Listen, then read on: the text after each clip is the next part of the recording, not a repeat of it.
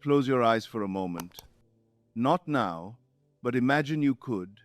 In that darkness behind your eyelids, you can see anything: a golden palace, a distant shore, the face of someone you love.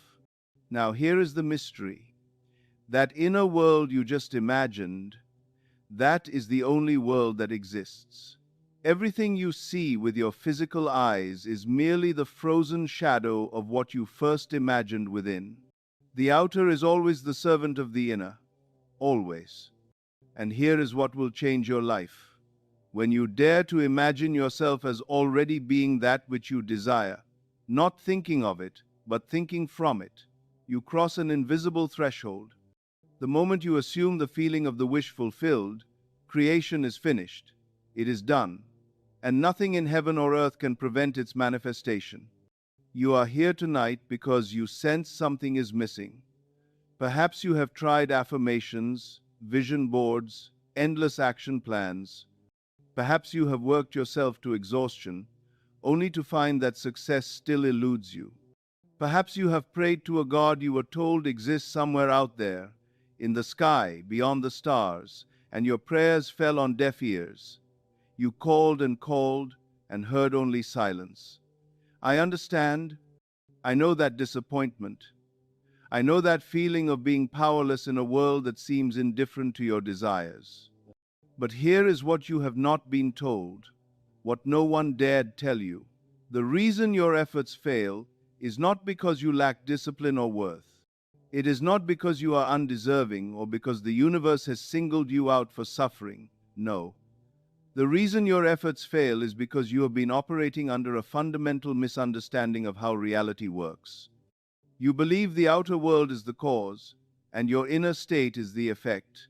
You believe that when your circumstances change, then you will feel differently. When you have money, then you will feel abundant. When you find love, then you will feel loved. When you achieve success, then you will feel successful. This is backwards. This is the great lie that has kept humanity in bondage for thousands of years. Consciousness is cause. The world is effect. Always, not sometimes, not when conditions are favorable. Always.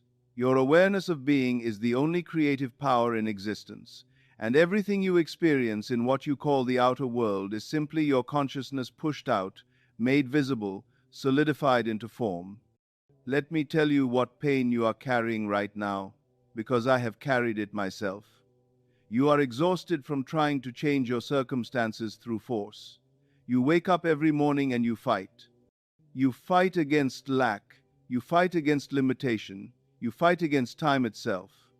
You push and you struggle and you try with every ounce of strength you possess to make things different, to make them better, to finally arrive at that place where you can rest, where you can breathe, where you can say, I made it, I am safe now. But that place never comes, does it? Because you are using force against a world that cannot be forced. You are trying to rearrange shadows while ignoring the light that casts them. And so you remain tired, endlessly tired, not just in body but in soul. You are tired of waiting for permission from the economy to be prosperous, permission from other people to be loved, permission from time itself to become who you desire to be. You feel powerless because you believe power lies outside you, in circumstances, in other people, in fate, in luck, in a distant God who may or may not care about your struggles. And this belief, this one belief, is the only thing that has ever held you back. Not your past, not your mistakes, not your lack of resources or connections or opportunities. Just this: the belief that you are a creature subject to the world rather than the creator of it, that you are an effect rather than the cause, that you must wait for the outer to change before the inner can be at peace. Tonight I will show you something that will shatter this belief forever. I will show you that imagination is not fantasy, it is not escapism, it is not wishful thinking or childish daydreaming. Imagination is the very substance of reality. It is the clay from which all things are molded. It is the only creative power that exists, and it dwells in you as you, not somewhere else. I will prove to you that consciousness is the only living reality, and that everything you see, touch, taste, hear, and experience is simply consciousness pushed out into form. This is not New Age mysticism. This is not positive thinking or the power of attraction or any watered-down version of truth. This is the most ancient, most radical, most dangerous truth ever taught. You are God imagining, not a God, not like God, not trying to become God. You are God, pretending for a moment to be human, pretending to be limited, pretending to be small, so that you might experience the joy of remembering who you truly are. Now let me tell you what myth we must shatter before we go any further. The world tells you that to have something, you must first do something to become someone. You must work hard, sacrifice, earn your place, prove your worth, climb the ladder, pay your dues, and then, maybe, if you are lucky, if you do everything right, you will be rewarded. You will have what you desire. I tell you, this is impossible. Completely impossible. You cannot do your way into a new state of being. Doing does not create being. Being creates doing. You cannot act yourself into a fortune. You cannot labor yourself into love. You cannot force yourself into freedom, because all action that is not preceded by a change in consciousness is nothing more than futile rearrangement of surfaces. You are moving furniture around in a burning house. You are repainting a car that has no engine. You are trying to change the reflection in the mirror by reaching into the mirror itself. The world has it backwards. Being precedes doing. Consciousness precedes manifestation. State creates circumstance, not the other way around. The moment you assume the feeling of your wish fulfilled, before any evidence appears, before any action is taken, before any time has passed, you have crossed over. You have entered a new state of consciousness.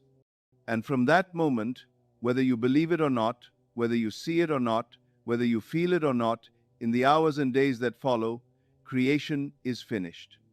The bridge of incidents begins to build itself. The path unfolds beneath your feet. And you do not build that bridge. You do not create that path. You simply walk across it by remaining faithful to the state you have assumed. This is what makes this teaching different from everything else you have encountered. I am not here to motivate you. I am not here to pump you up with temporary enthusiasm that fades by morning. I am not here to give you 10 steps to attract abundance or 5 secrets to manifest your soulmate. I am here to give you revelation.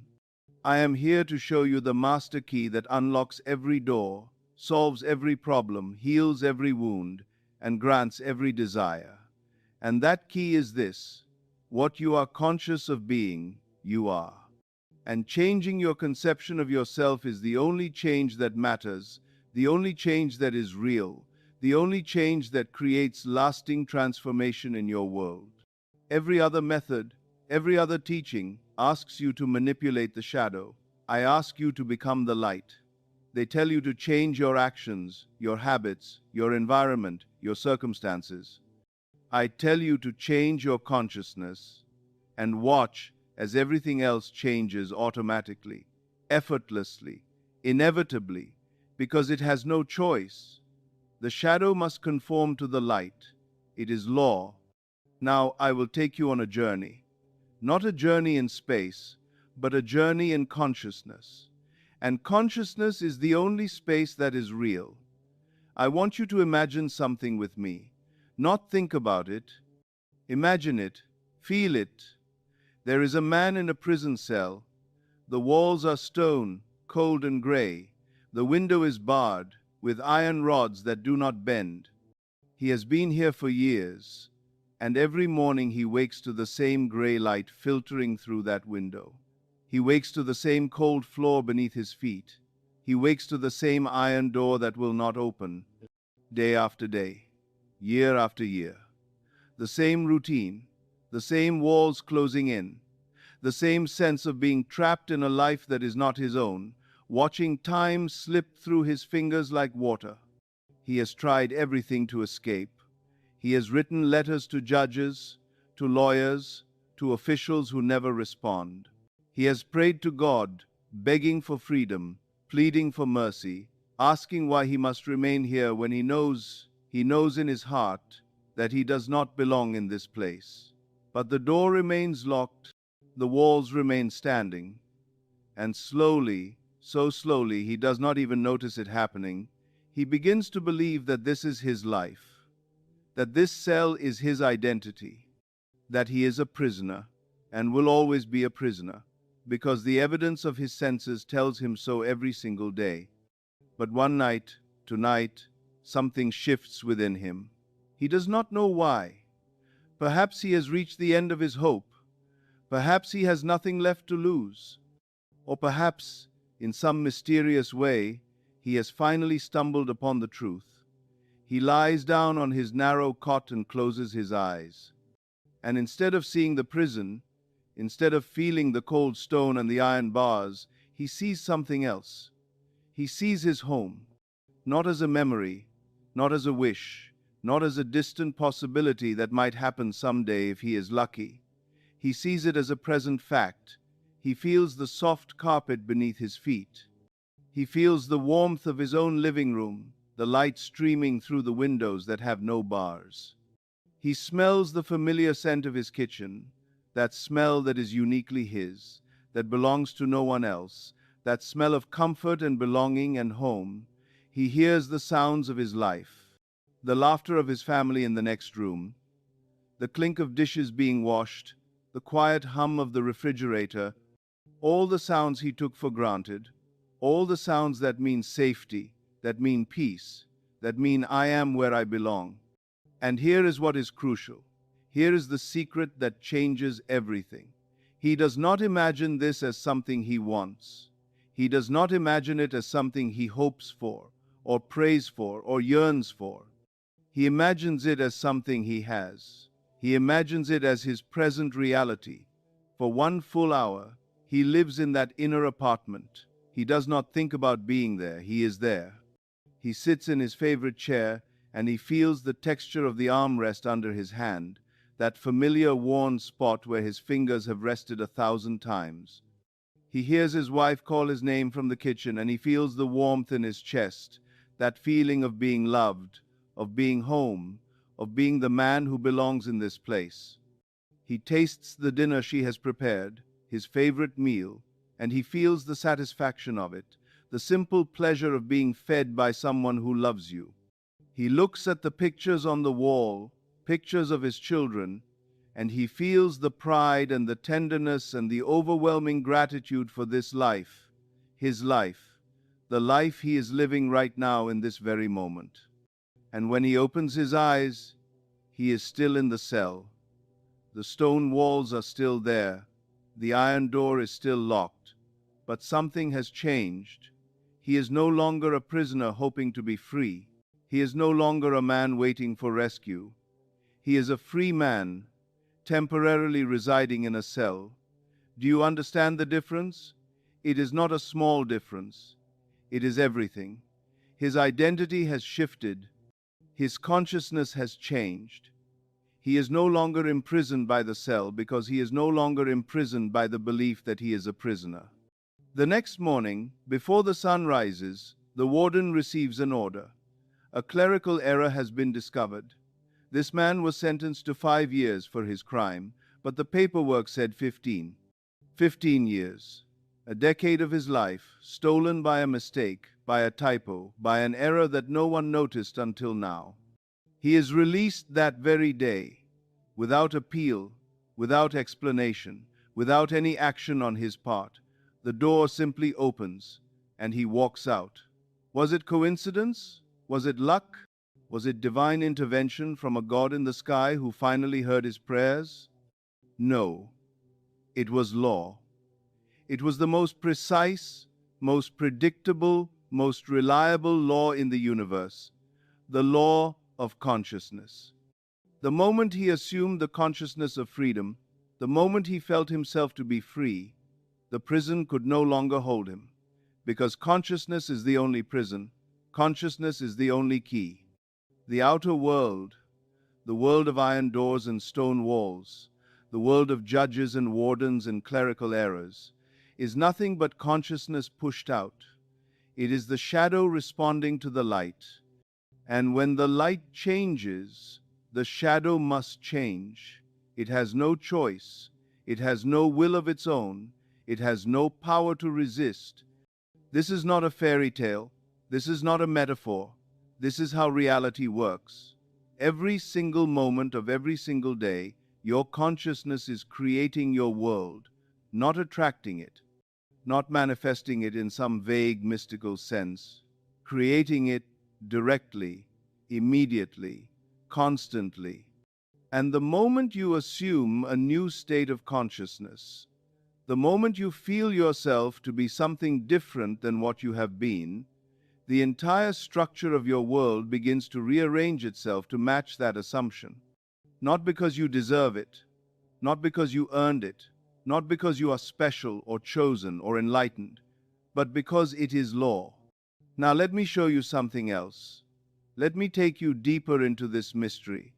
There are two C's within you. I want you to feel this, not just understand it intellectually.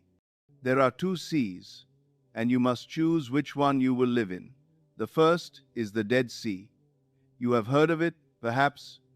It is a real place in the physical world, a sea so salty that nothing can live in it. No fish, no plants, no life of any kind. And do you know why? Because it receives but does not give. Rivers flow into it, bringing fresh water from the mountains. But the Dead Sea has no outlet. It holds on to everything. It accumulates, it stagnates, and so it becomes poisoned by its own refusal to let go. This is the sea of the senses. This is the sea of appearances. This is the sea of your conditioned past. It receives impressions from the outer world.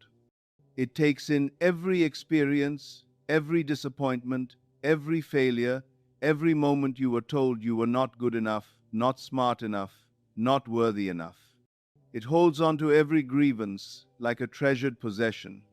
It remembers every wound and nurses it and keeps it alive, feeding it with attention, replaying it in memory again and again and again until the wound becomes your identity. This Dead Sea says, I am what has happened to me. I am my past. I am the sum of my experiences. I am poor because I have no money. I am unloved because I am alone. I am sick because my body shows symptoms. I am powerless because the world will not bend to my will. I am imprisoned by circumstances I did not create and cannot control, and so I must wait. I must wait for the circumstances to change.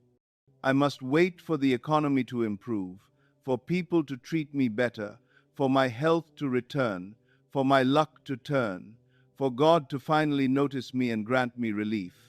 This is the Dead Sea, and most men live and die in it. They take in the evidence of their senses, what they see with their physical eyes, what they have been told by authorities and experts and well-meaning friends, what has happened to them in their past, and they hold it as truth. They worship it as truth. They defend it as truth, and they wonder why their lives do not change. They wonder why they wake up year after year in the same circumstances, facing the same problems, feeling the same despair. It is because they live in the Dead Sea. They receive but do not give. They take in the outer world, but they do not pour out from the inner world. They are prisoners of perception. But there is another sea, the living sea. It flows. It gives as freely as it receives. It does not hold on to yesterday because yesterday does not exist. It does not wait for tomorrow because tomorrow does not exist. It simply is, present, alive, creative. This is the sea of imagination. This is the sea of I am. This is the sea of your unconditioned awareness, the awareness that existed before your body was born, before your name was given, before your history accumulated, before you learned to identify yourself as a separate, limited, powerless creature in a vast and indifferent universe. The living sea says, I am. That is all. I am. Not I was. Not I will be. I am. And whatever I attach to these words, I create. I am wealthy. I am loved. I am free. I am healthy. I am powerful. Not someday. Not when circumstances permit. Now. In this moment. In consciousness. Which is the only moment and the only reality that exists. The man who discovers the living sea, the sea of consciousness, realizes something extraordinary. He realizes that nothing has power except the power he gives it through his attention, through his belief, through his acceptance of it as true. He realizes that he has been living his entire life in a kind of trance, hypnotized by appearances, mesmerized by the evidence of his senses, convinced that the outer world is the cause of his inner state, when in truth it is the opposite. He has been reading the book of his life backwards. He has been trying to change the end of the story by rereading the beginning over and over, when what he must do is imagine a new ending, feel it as real, assume it as true, and watch as the entire book rewrites itself to accommodate his assumption. This is what Scripture means when it speaks of living water. Jesus said, "If you drink of this water that I give you, you will never thirst again." What water? The water of consciousness. The water of I am. The living sea that flows eternally from within, that requires nothing from the outer world, that is complete in itself, that is the source and substance of all things. Drink from this water, live in this sea, and you will never again be imprisoned by appearances. But how do you do this? How do you move from the dead sea to the living sea? How do you shift from being a prisoner of circumstances to being the creator of them? I will show you. Not with vague mystical language, but with clear, practical understanding that you can apply tonight, this very night, before you sleep. But first, I need to take you somewhere. I need to show you something that will make this real for you, not just as an idea, but as an experience. I am going to take you forward in time, not in physical time, because physical time is an illusion, but in consciousness, which is the only time there is. Close your eyes, not now, but soon, when you are alone, when you are still, when you are ready to see. I want you to see yourself 1 year from now, but do not see yourself as you hope to be. Do not see yourself as you wish to be. See yourself as you are, because in consciousness there is no future. There is only now. There is only I am. You are standing in the life you desired, not observing it from a distance like a spectator in a theater watching a film of someone else's life. No, you are in it. You are living it. Feel it. You are wearing the clothes of that life. Feel the fabric against your skin. Feel the weight of the watch on your wrist, the one you desired, the one that represents success to you. You are speaking the words of that life. Hear your voice, confident, calm, the voice of someone who belongs where they are. You are feeling the emotions of that life. Feel the peace. Feel the satisfaction. Feel the quiet joy of being exactly who you want to be, where you want to be, living exactly as you want to live. Look around. What do you see? Your bank account reflects abundance. Not a little more than before. True abundance, the kind that allows you to breathe, to choose, to give freely without fear. You check your balance and you see the numbers and you feel no surprise. Of course, this is your balance. Of course you are prosperous. It has always been this way. You cannot remember a time when it was different, even though rationally you know there was such a time. But that time belongs to someone else now. That person you used to be, the one who struggled, who worried, who felt trapped by lack, that person is gone. You are not them anymore. Your relationships reflect love. You are surrounded by people who see you, who value you, who respect you. You think of someone you love, and you feel their love in return, not as a hope or a wish, but as a fact as solid as the ground beneath your feet. If you are with a partner, you feel the warmth of their hand in yours, and you know without doubt, that you are loved completely, exactly as you are. If you have been lonely, you are no longer lonely. The loneliness has dissolved like morning mist under the sun, because you no longer feel separate. You feel connected. You feel whole. Your work reflects purpose. You wake up in the morning and you know what you are meant to do. You know your contribution, you know your value, and you are compensated accordingly, not just with money, but with respect, with recognition, with the deep satisfaction of doing what you were born to do. You are using your gifts. You are expressing your creativity. You are making a difference in ways that matter to you, and it feels effortless. Not easy, perhaps, but effortless in the sense that you are not fighting against yourself anymore. You are not trying to be someone you are not. You are simply being who you are, and that is enough. More than enough. But here is what matters most. Here is the detail that makes this vision real and not just fantasy. You are not surprised by any of this. Do you feel that? You are not amazed. You are not grateful in the way someone is grateful for a miracle, for something that should not have happened but did. You are grateful in the way someone is grateful for the sun rising, for their heart beating, for the air they breathe. Of course this is your life. Of course you live this way. Of course you have these things, experience these feelings, enjoy these relationships. How could it be otherwise? This is who you are. This is what it means to be you. And it has always been this way, for as long as you can remember.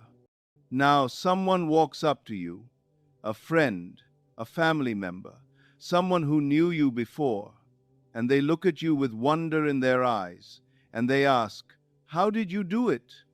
How did you go from where you were to where you are? How did you transform your life so completely? What did you do? What steps did you take? What secret did you discover?" And you smile, because the question itself reveals that they do not understand. They are still living in the Dead Sea. They are still trapped in the belief that doing creates being, that action creates results, that the outer world is the cause and they are the effect. But you know better now. You have discovered the living sea. And so you tell them the truth, even though you know they may not believe you, even though you know they may think you are speaking in riddles. You tell them, "I did not go anywhere. I did not become anything. I simply stopped pretending to be what I was not. I stopped identifying with lack, with limitation, with the past, with the prison cell I had built around myself with my own beliefs. And I identified with fulfillment. I assumed, in consciousness, that I already was the person I desired to be. I felt it. I lived in that feeling. And in that single shift of consciousness, in that single assumption held faithfully, persistently, naturally, the entire world rearranged itself to match my assumption. And then they look at you like you are speaking a foreign language. And you know, in that moment, that they will go back to their struggles, back to their efforts, back to their attempts to change the outer world through force, because they are not ready. They have not yet suffered enough to be willing to let go of the old way. But you have let go. You have crossed over. And you can never go back. You can never again believe that you are at the mercy of circumstances, because you know with absolute certainty that circumstances are at the mercy of consciousness. This is not imagination. This is remembering. This is seeing the truth of what already is in consciousness, waiting only for your recognition, for your acceptance, for your assumption that it is yours now, not someday, not when you earn it, but now, because in consciousness, all things already exist, complete, perfect, finished. and you need only to assume the state that corresponds to your desire, and you will experience it in your outer world as surely as night follows day. Now let me establish the foundation. Everything I have shown you, everything I will teach you, rests on this one claim, and you must understand it completely, not just intellectually, but in your very bones. Consciousness is the only living reality, not matter, not circumstances, not other people, not time, not space, not your body, not your past. Consciousness. Your awareness of being is God. It is the cause of everything you experience. The outer world, the world of effects, the world of shadows and forms and physical things, exists only as the objectification of your inner states. It is consciousness solidified. It is imagination made visible. It is the mental pushed out into the material. When I say I am declaring God. When you say I am, you are declaring God.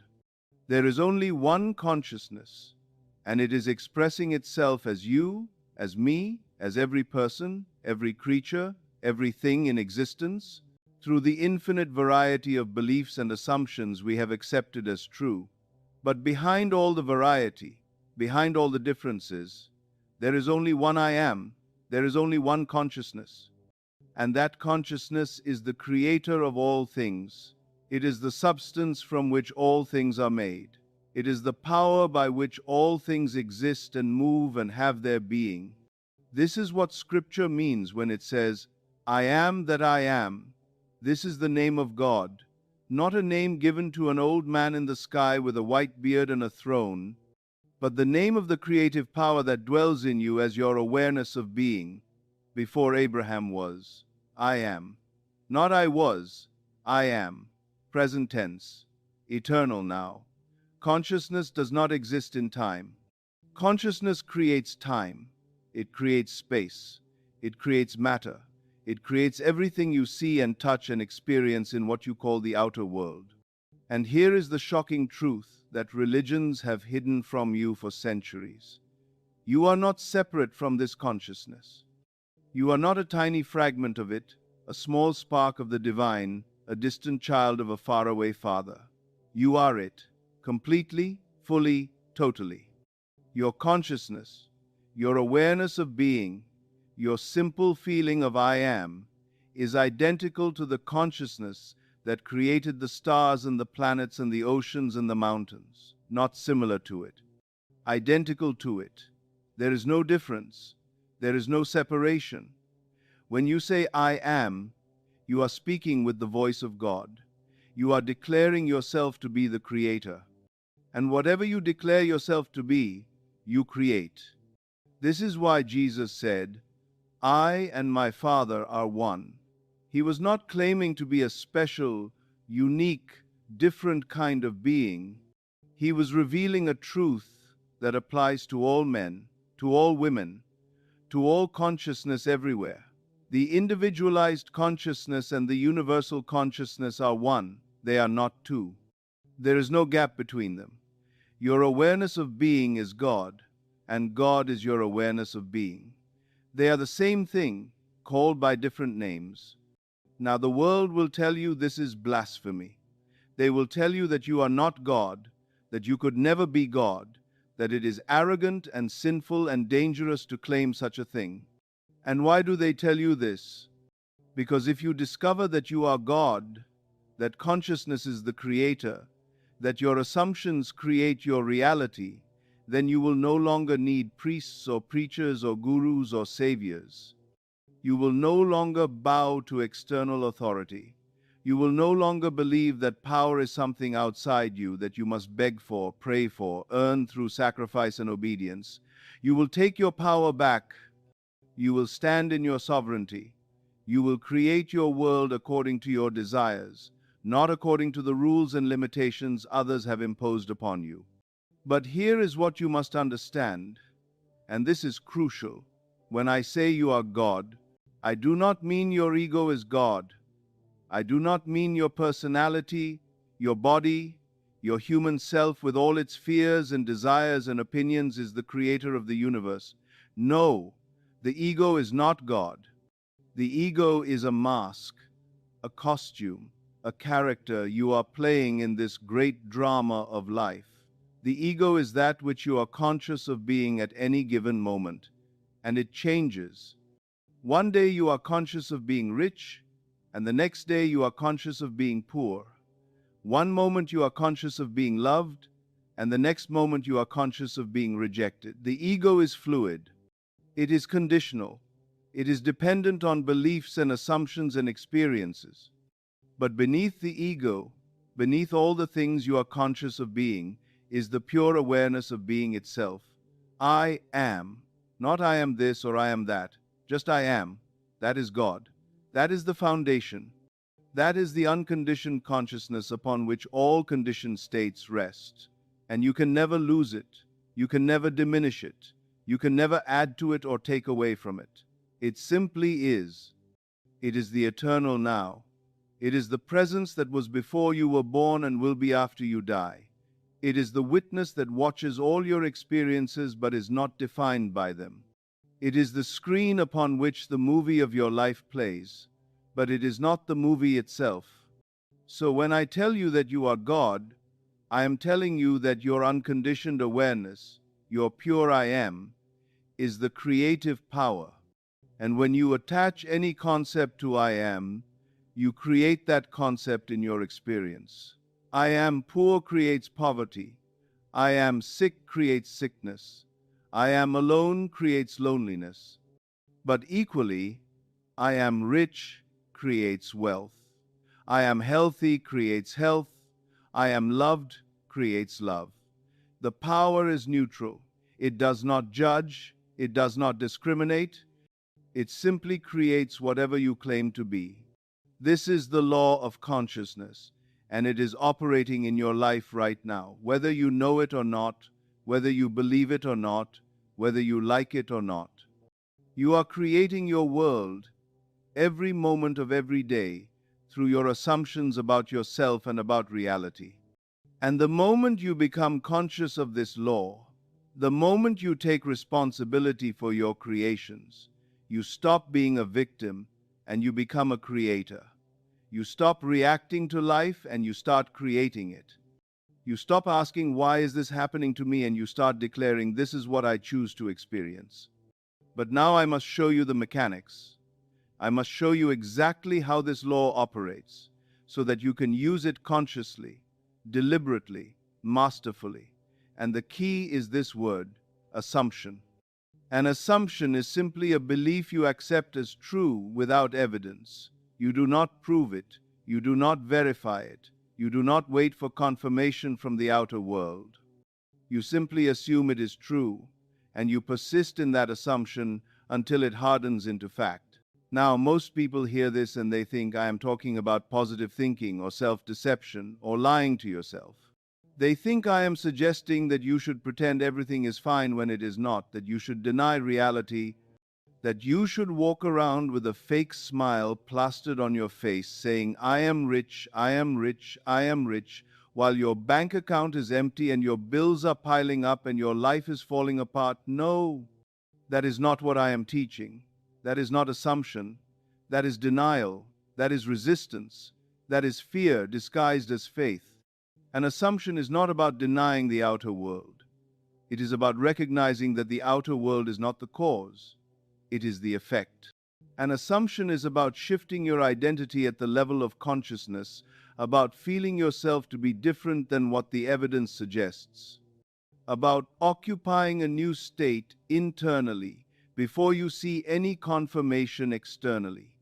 It is about living from the end instead of living toward the end. Let me give you an example. A man wants to be wealthy. The outer world shows him poverty. His bank account is empty. His bills are due. His job does not pay enough. Every evidence of his senses screams at him, you are poor, you are struggling, you are barely surviving.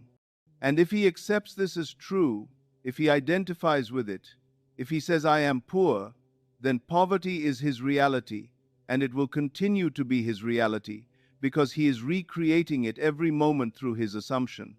But what if he dares to assume something different? What if he closes his eyes to the outer evidence and he feels himself to be wealthy, not hopes to be wealthy someday, not tries to attract wealth, not visualizes wealth as something separate from him, but actually feels himself to be a wealthy man, right now, in this moment, in consciousness? He does not think about being wealthy. He thinks from wealth. He does not look at wealth as something he wants. He looks from wealth as something he has. He feels the feeling of financial security. He feels the relief of having more than enough. He feels the freedom of being able to choose how he spends his time and his money. He feels the satisfaction of being generous, of being able to give without fear, of being able to care for himself and his loved ones without worry. He feels all of this, not as a future possibility, but as a present fact. And here is the crucial point. He does not feel this way because his outer circumstances have changed. He feels this way in spite of his outer circumstances. He is assuming the state of wealth while still experiencing poverty. He is occupying the consciousness of a rich man while his bank account shows numbers that contradict his assumption. And this is the test. This is the point where most people fail, because they cannot hold the assumption when the evidence contradicts it. They look at their bank account and they say, "See, it is not working. I am still poor. I am still struggling. This is all nonsense." And they abandon the assumption and return to their old identity, their old state, their old experience. But the man who understands this law, the man who has faith, not blind faith but intelligent faith based on understanding, he does not abandon his assumption when he sees contradictory evidence. He knows that the outer world is always showing him the past, not the future. He knows that what he sees today is the result of what he assumed yesterday, last week, last month, last year. He knows that there is always an interval of time between the assumption and the manifestation, between the planting of the seed and the harvest of the crop, and so he persists in his assumption. He feels himself to be wealthy again and again and again, until that feeling becomes natural to him, until it becomes his habitual state, until he cannot imagine being anything else. And then, suddenly, things begin to change. Not through his effort, not through his manipulation, not through his struggle, but through a series of events that seem coincidental, that seem like luck, that seem like accidents or synchronicities or answered prayers. An opportunity appears, a door opens. A person enters his life with an offer. Money comes from an unexpected source. A business idea works. An investment pays off. And within a short time, his outer world conforms to his inner assumption. He is wealthy, not just in feeling but in fact. The shadow has caught up to the light. Was this magic? Was this supernatural? Was this a violation of natural law? No. It was the most natural thing in the world. It was consciousness creating reality. It was assumption hardening into fact. It was the law in operation, as precise and predictable as gravity, as reliable as the rising of the sun. But here is what you must understand. Assumption alone is not enough. You can assume all day long with your mind, with your thoughts, with your words, and nothing will change if you do not feel the assumption. This is the secret that most teachers do not tell you or do not understand themselves. Feeling is the secret, not emotion, not excitement, not enthusiasm or passion or any surface-level feeling, but the deep, quiet, certain feeling of the wish fulfilled, the feeling that says, "It is done. I am that. This is mine. This is who I am." And feeling this way is not something you do. It is something you become. It is a state you occupy. It is a frequency you vibrate at. It is consciousness itself, shaped and molded into a specific form. When you assume something and you feel it, when the assumption and the feeling are one, you have conceived. You have impregnated your consciousness with a seed, and that seed must grow, must be born, must objectify itself in your world. It has no choice. It is law. But if you assume without feeling, if you think the right thoughts, but you do not feel different, then you have not conceived. You are sterile. Your imagination is impotent. Nothing happens because nothing has changed at the level of consciousness, which is the only level that matters, the only level where creation occurs. So how do you generate this feeling? How do you feel yourself to be something you are not, according to the evidence? You do it by entering a specific state, a state that I have taught for many years, a state that is the secret of all creation. It is called the state akin to sleep. And it is in this state, this borderland between waking and sleeping, that you must do your work. It is in this state that you impress upon your consciousness the feeling of the wish fulfilled. The state akin to sleep is exactly what it sounds like. It is that drowsy, peaceful, relaxed condition you enter just before you fall asleep at night, or just after you wake in the morning when you are still half asleep and do not want to get out of bed. It is a state where your body is still, your mind is quiet, your thoughts have slowed down, and you are no longer engaged with the outer world. The door of the senses is closing. You are withdrawing your attention from the physical and turning it inward toward the realm of imagination, toward consciousness itself. Why is this state so powerful? Because in this state, your conscious mind, with all its doubts and fears and limiting beliefs, begins to relax its grip. The guard at the gate falls asleep, and your subconscious mind, which is the creative power, becomes receptive to suggestion. Whatever you impress upon your subconscious in this state will be accepted as true and will be made manifest in your outer world. Not someday, not maybe, but inevitably, automatically, naturally, because the subconscious does not judge, does not reason, does not argue, it simply creates. It says yes to everything you give it.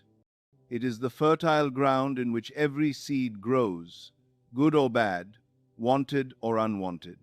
So here is the technique. Every night before you sleep, you will do this. You will lie in your bed, close your eyes, and deliberately induce the state akin to sleep. You will relax your body, muscle by muscle, starting with your toes and moving up to your head. You will breathe deeply and slowly. You will imagine that you are sleepy, so heavy, so peaceful. You will let go of the day, let go of your worries, let go of your plans and your problems and your thoughts. You will sink into a kind of pleasant numbness, a drowsy peace where you are still conscious, but barely so, where you could open your eyes and move your body if you wanted to, but you have no desire to do so. And then, in that state, you will construct a scene, not a long, elaborate fantasy, not a detailed visualization of everything you want, but a short, simple scene that implies the fulfillment of your desire, a scene that would be true if your desire were already realized, a scene that you could experience in physical reality if you were already the person you want to be, already living the life you want to live. For example, if you desire wealth, you might imagine yourself looking at your bank statement and seeing a large balance. Feel the paper in your hand or the screen in front of your eyes. See the numbers. Feel the satisfaction, the relief, the quiet joy of knowing you are financially secure. Or you might imagine a friend congratulating you on your success. Hear their voice, feel their handshake, feel the warmth in your chest as they tell you how proud they are of you, how far you have come.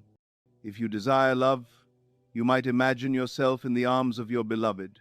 Feel their embrace, feel their warmth, hear them whisper, "I love you."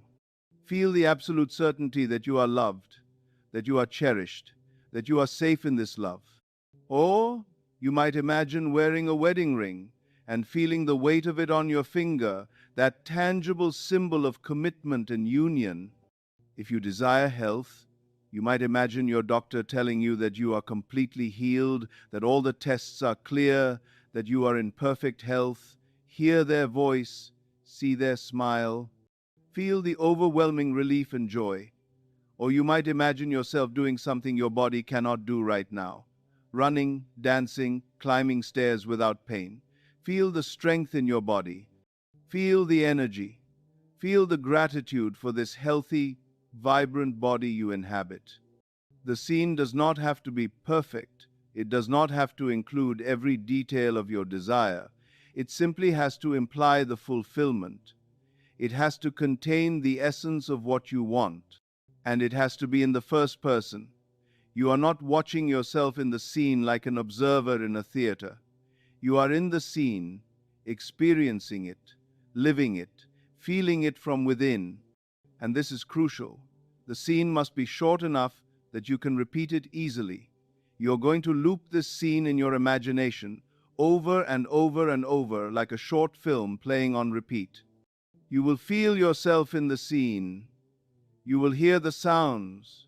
You will see the sights. You will touch the objects. You will engage all your senses to make it vivid, to make it real, to make it so three-dimensional and tangible that for a moment you forget where you actually are and you believe completely and totally that you are in the scene you are imagining. And as you loop this scene, as you repeat it again and again, you will feel your body relaxing even more deeply. You will feel yourself drifting closer and closer to sleep. And at some point, without even realizing it, you will cross the threshold. You will fall asleep. And when you fall asleep, still feeling the wish fulfilled, still living in the scene you have imagined, you have done the work. You have planted the seed. You have impressed your consciousness with the feeling of the end, and your subconscious will accept it and create it, as surely as a seed planted in soil will grow into a plant. This is the most important work you can ever do. This nightly practice, this brief interval between waking and sleeping, this sacred time when you take control of your imagination and direct it toward your desire, this is where creation happens. Not in the outer world, not in your actions during the day, but here, in this quiet inner space where consciousness meets itself, where the creator and the creation become one. But the work does not end when you wake in the morning. No, the nightly practice plants the seed, but you must also tend the garden during the day. You must walk as the person who has what you imagined. You must think from the fulfilled state, not toward it. You must monitor your inner conversations, those silent words you say to yourself all day long, and make sure they align with your assumption. If you have assumed wealth, you do not spend the day thinking, I hope I get money, I need money, I wish I had money. Those thoughts contradict your assumption. They come from lack, not from abundance. Instead, you think thoughts like, I am so grateful for my prosperity. I love being able to give generously. I enjoy the freedom that wealth provides. You think from the end, not toward it. And when a thought of lack arises, when you see your empty bank account and fear grips your heart, you do not fight the thought. You do not resist the fear. You do not berate yourself for doubting. You simply redirect your attention. You remind yourself, I have assumed wealth. I have felt it in my imagination. I have done the work in consciousness, and consciousness is the only reality. This outer evidence is old news. It is showing me the past. My future, my present in consciousness, is wealth, and I remain faithful to that assumption. This is the discipline. Not a harsh, forceful, white-knuckle kind of discipline, but a gentle, persistent returning to the state you have assumed. It is like training a puppy. The puppy wanders off. You do not beat it. You do not punish it. You simply bring it back, again and again, with patience and love. And eventually the puppy learns. Eventually your consciousness learns. Eventually the assumption becomes natural. It becomes your habitual state. It becomes who you are, not something you are trying to be. And here is the paradox that trips so many people up. You must assume without effort, but you must also persist with discipline. You must feel it as natural and easy, as if it is already true, but you must also consciously choose to return to that feeling again and again when the outer world tempts you to doubt. How do you do both? How do you be disciplined without trying? The answer is, you make it a habit. You practice it every night before sleep. You remind yourself throughout the day, and over time, it becomes automatic. It becomes effortless. It becomes who you are. Now, I must tell you about something that will test you. There will be a delay. There will be a gap between the moment you assume the feeling of the wish fulfilled and the moment you see evidence of it in your outer world. This gap is what I call the interval of time, or the bridge of incidents, and it is during this interval that most people fail. They assume for a night, for a week, for a month, and then they look at their outer world and they see no change. They see the same problems, the same limitations, the same evidence that contradicts their assumption, and they lose faith. They say, "This does not work. I tried it and nothing happened." And they abandon the assumption and return to their old state. But you must understand why this delay exists. It exists because there is a physical world, and the physical world moves at a different speed than consciousness. In consciousness, creation is instantaneous. The moment you assume, it is done, but the physical world must catch up. It must rearrange itself. Atoms must move. Molecules must recombine. People must make decisions. Events must unfold. Circumstances must shift.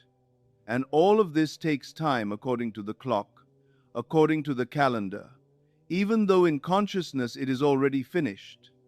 Think of it like this. You plant a seed in the ground.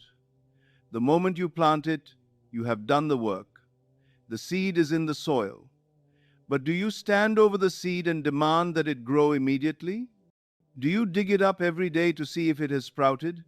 Do you cry and complain that it is not working because you do not see a flower yet? No. You trust the process. You water the soil.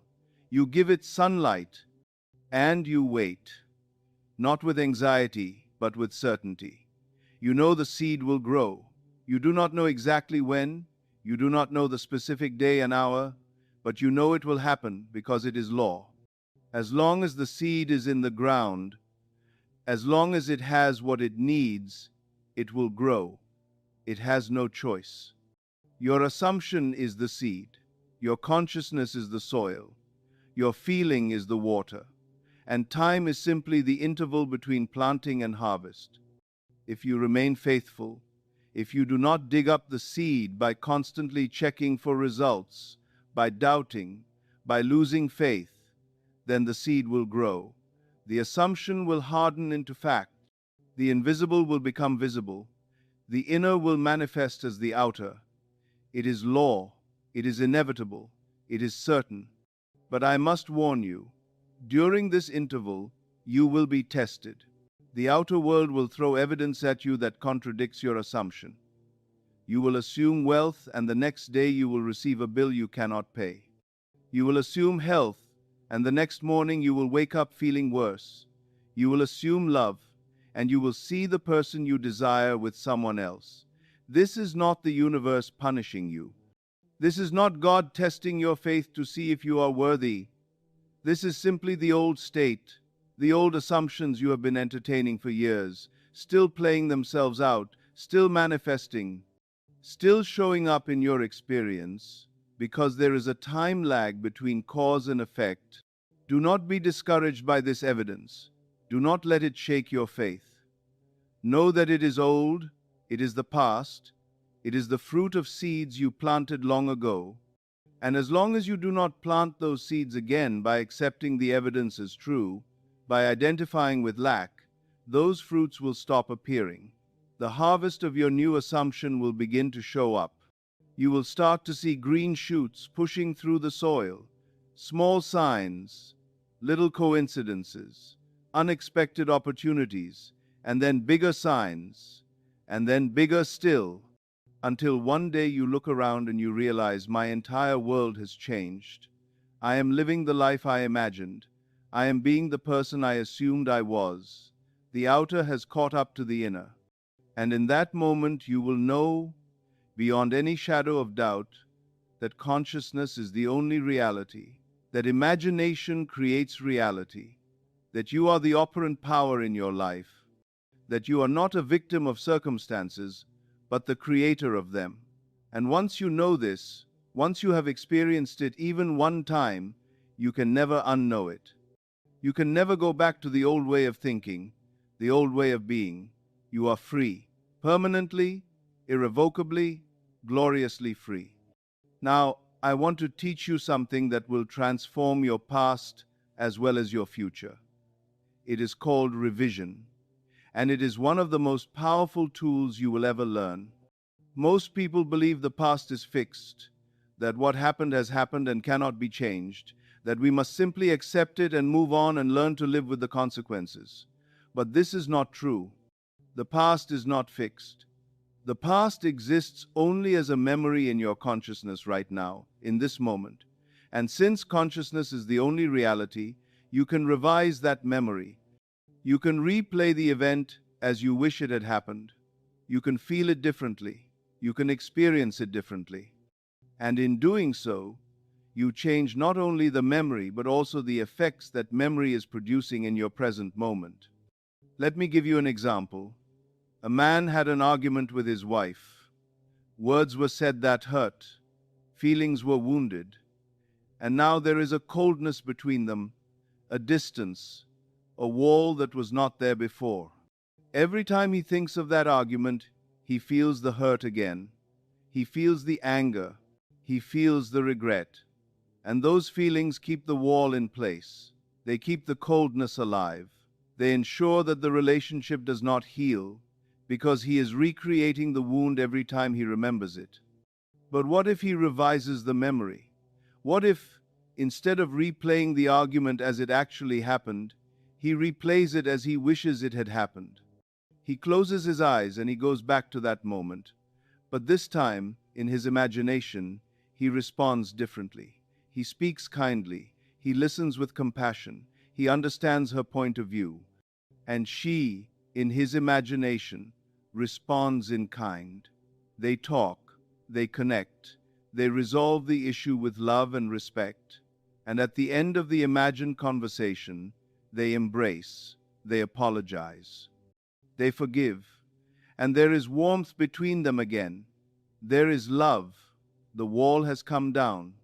Now, he does not just imagine this once. He replays it again and again until the revised version feels more real to him than the original memory. Until when he thinks of that day, what comes to mind is not the argument but the resolution, not the hurt but the healing, not the coldness but the warmth. And what happens?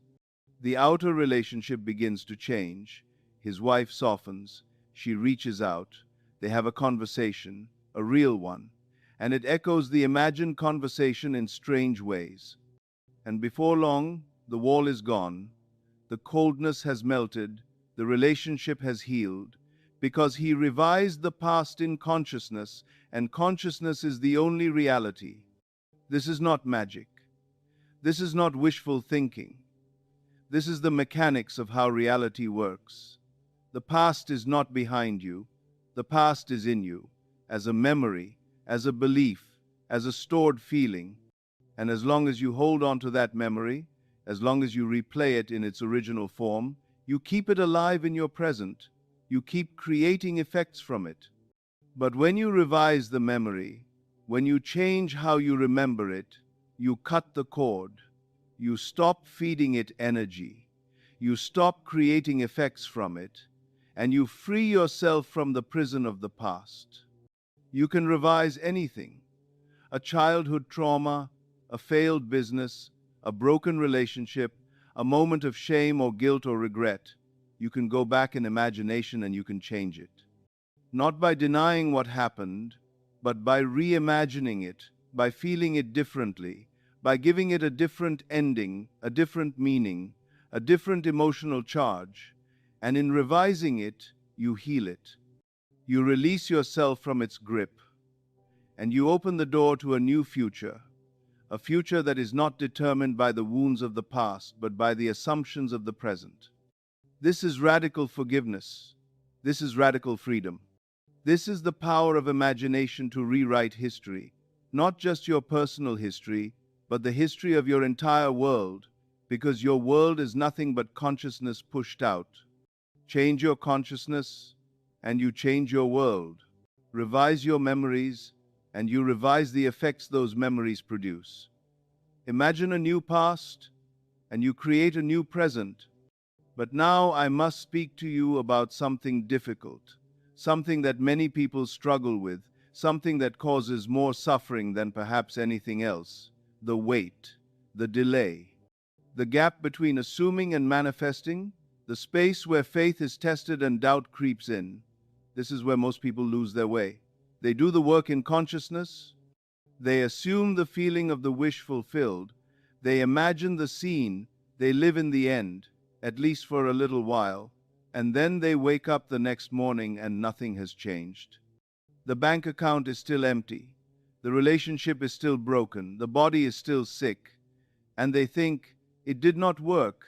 I must have done something wrong. Maybe I am not worthy. Maybe this only works for other people.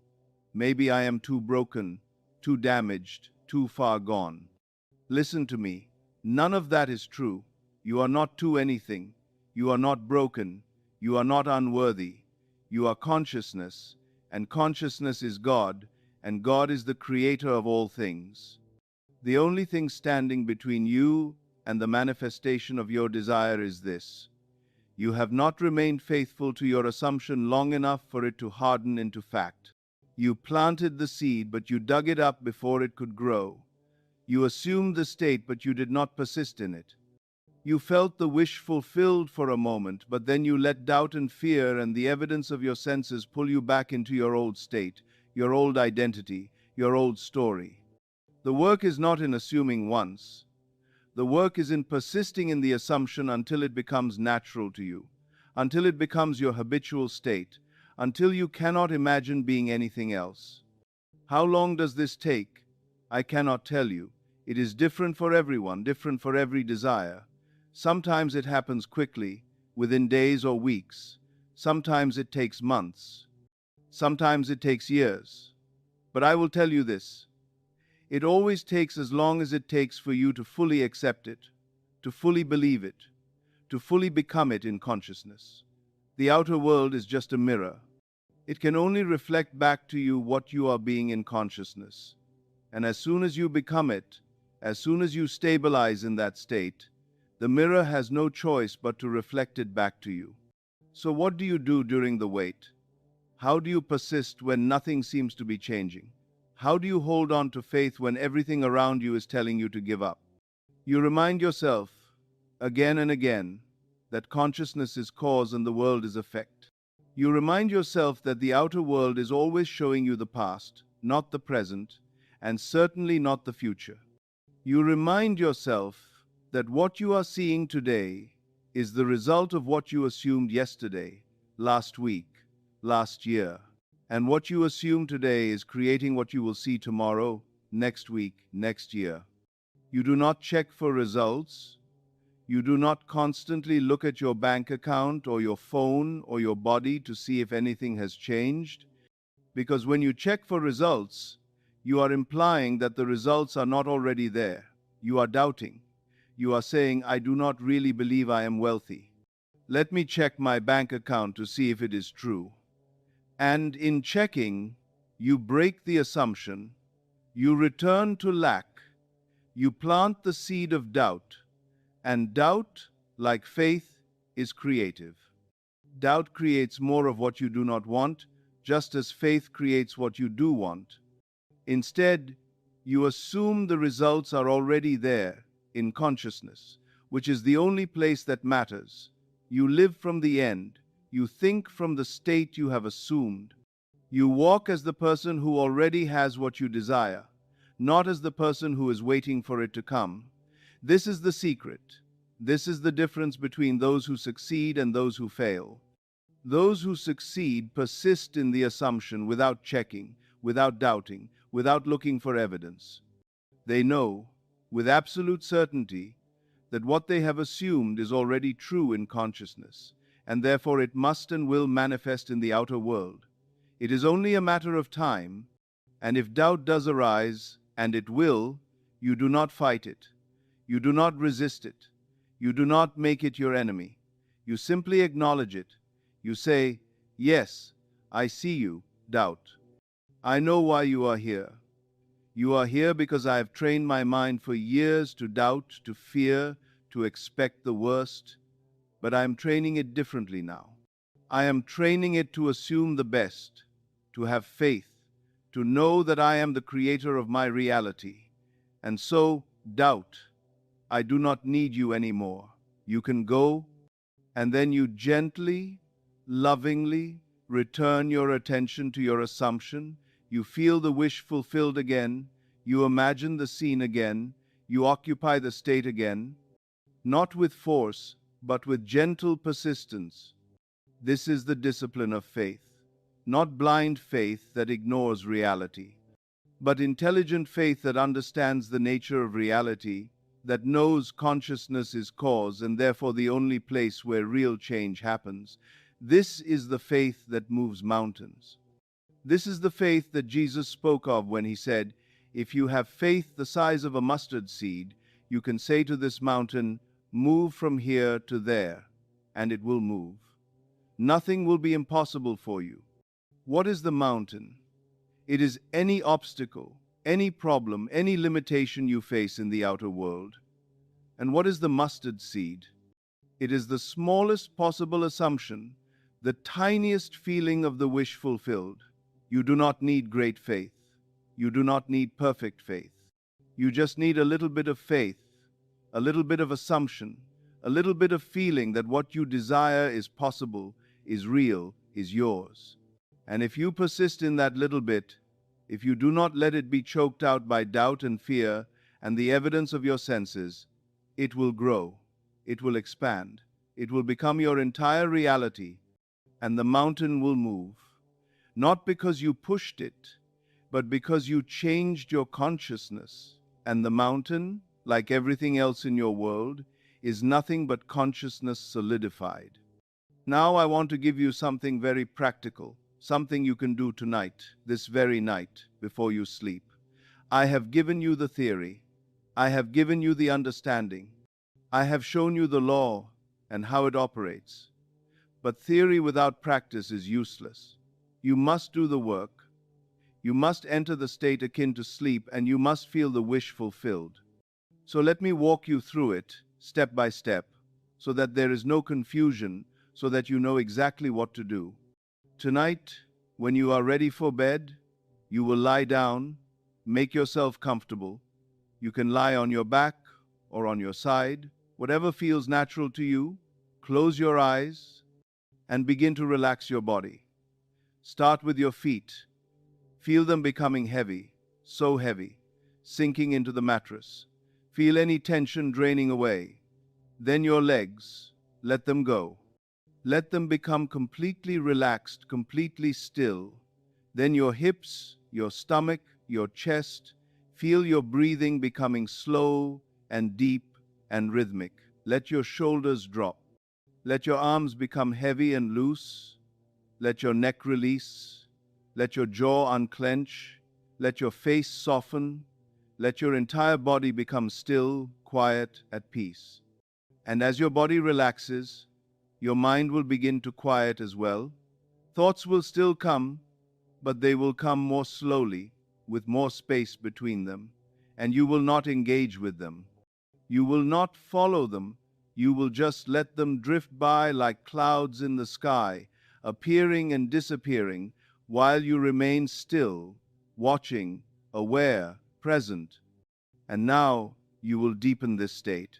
You will say to yourself, silently, "I am so sleepy. I am so very sleepy," and you will feel it. You will feel a pleasant drowsiness washing over you, a heaviness, a desire to sink deeper and deeper into relaxation. You are not quite asleep, but you are very close. You are in that borderland, that threshold, that sacred space between waking and sleeping, where magic happens, where creation occurs, where consciousness is most receptive. And now, in this state, you will construct your scene. You will choose one simple scene that implies the fulfillment of your desire. Just one. Do not try to imagine 10 different things. Just focus on one and make it short. Make it something you can experience in just a few seconds. Maybe you are shaking someone's hand and they are congratulating you. Maybe you are wearing a wedding ring and you are looking at it, feeling its weight, feeling its meaning. Maybe you are climbing stairs easily, effortlessly, feeling the strength in your body that you do not have now. Maybe you are looking at a bank statement and seeing abundance. Maybe you are hearing someone you love say, "I am so proud of you." Whatever scene you choose, make it first person. You are in it, not watching it. You are experiencing it from within. And now, engage your senses. What do you see? Look around in your imagination. Make it vivid. What do you hear? Listen. What do you feel physically? Is there a handshake, an embrace, a ring, a piece of paper? Feel it. What do you smell? What do you taste? The more senses you engage, the more real it becomes. And now, feel the emotion. Not excitement, not jumping up and down with joy, but the quiet, deep, certain feeling of the wish fulfilled. The feeling that says, "This is mine. This is real. This is who I am. This is my life now." Feel the relief. Feel the satisfaction. Feel the peace. Feel the gratitude. Not gratitude that it is coming, gratitude that it is here. Now, and now, repeat the scene. Experience it again, and again, and again.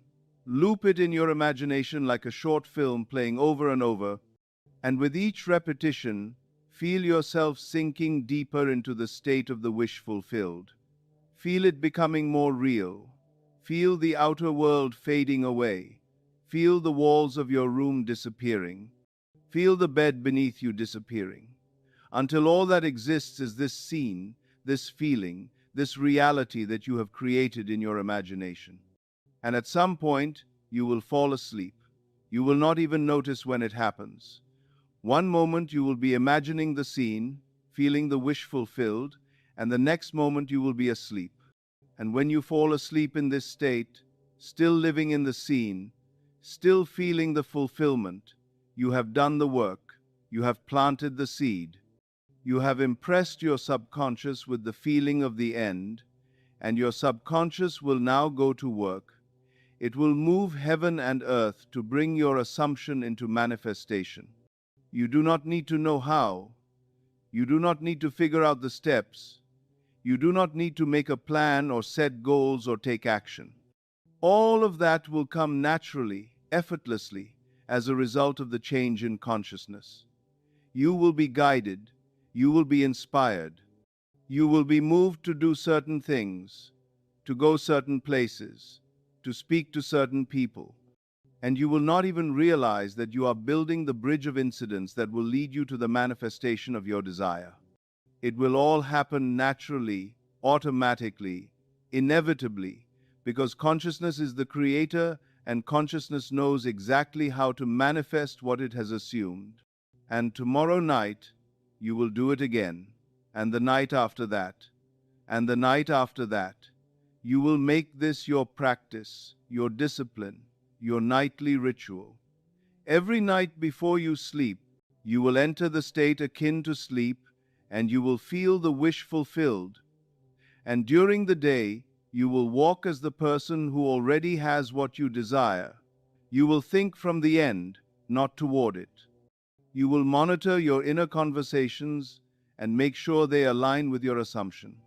And when doubt arises, when fear comes knocking, When the outer world throws evidence at you that contradicts what you have assumed, you will gently, patiently, lovingly return to your assumption. You will remind yourself, consciousness is the only reality. I have assumed the end. It is done. And you will continue, day after day, night after night, until the assumption becomes natural, until it becomes who you are, until you wake up one day and realize, I am not assuming anymore. I have become it. And then you will see the change in your outer world. Not before, but after. After you have become it in consciousness. After you have stabilized in the state. After you have made it your habitual dwelling place. Then the world will mirror back to you what you have become. And you will know, without any doubt, that you are the creator of your reality, that consciousness is God, that imagination creates reality, that you have always had the power and you will always have the power, and nothing in this world or any other world can ever take that power away from you. Now we are coming to the end of this teaching, but you are only at the beginning. Everything I have shared with you tonight can be summarized in a single sentence, and I want you to remember this sentence for the rest of your life. Write it down. Carve it into your heart. Make it your mantra, your prayer, your declaration. Here it is. You are not who you think you are. You are who you imagine yourself to be. That is the whole teaching. That is the entire law. That is the master key that unlocks every door in your life. The world will tell you this is fantasy. Let them say it. The world will tell you that you are being unrealistic, that you are in denial, that you are lying to yourself. Let them say it. You know better now. You know that consciousness is cause and the world is effect. You know that what you are conscious of being, you are. You know that changing your conception of yourself is the only change that matters, the only change that is real, the only change that creates lasting transformation. So stop trying to change the world. Stop trying to manipulate circumstances. Stop trying to control other people. Stop trying to force outcomes. You cannot change the world from the outside. You can only change it from the inside, by changing your consciousness, by changing what you are aware of being, by changing your assumptions, by changing the state you occupy. Do not ask how it will happen. Do not ask when it will happen. Do not ask if it will happen. It will happen. It must happen. It has no choice. Because consciousness is the only living reality, and everything else is just consciousness pushed out. When you change your consciousness, you change your world. Not someday, not eventually, immediately. The change is instantaneous in consciousness, and the outer world will catch up. It always does. It has to. It is law. I want to leave you with an affirmation, something you can say to yourself when you need to remember who you are. When doubt creeps in, when fear tries to pull you back into the old state, into the old identity, into the old story, say this to yourself, out loud if you can, or silently if you must. Say it with feeling. Say it with conviction. Say it until you believe it, until you know it, until it becomes the truth of your being. I am not bound by my past. I am not defined by my circumstances. I am not a victim of the world. I am the operant power. I am the consciousness that creates worlds. And what I am conscious of being, I am. I am not waiting for permission. I am not waiting for conditions to change. I am not waiting for time to pass. I am assuming my desire fulfilled now. I am feeling it now. I am being it now. And because consciousness is the only reality, because imagination creates reality, because I am is God and God is the creator, my assumption must and will harden into fact. My feeling must and will manifest as form. My inner world must and will become my outer world. It is done. It is finished. And I am grateful. That is the affirmation. That is the truth. That is who you are.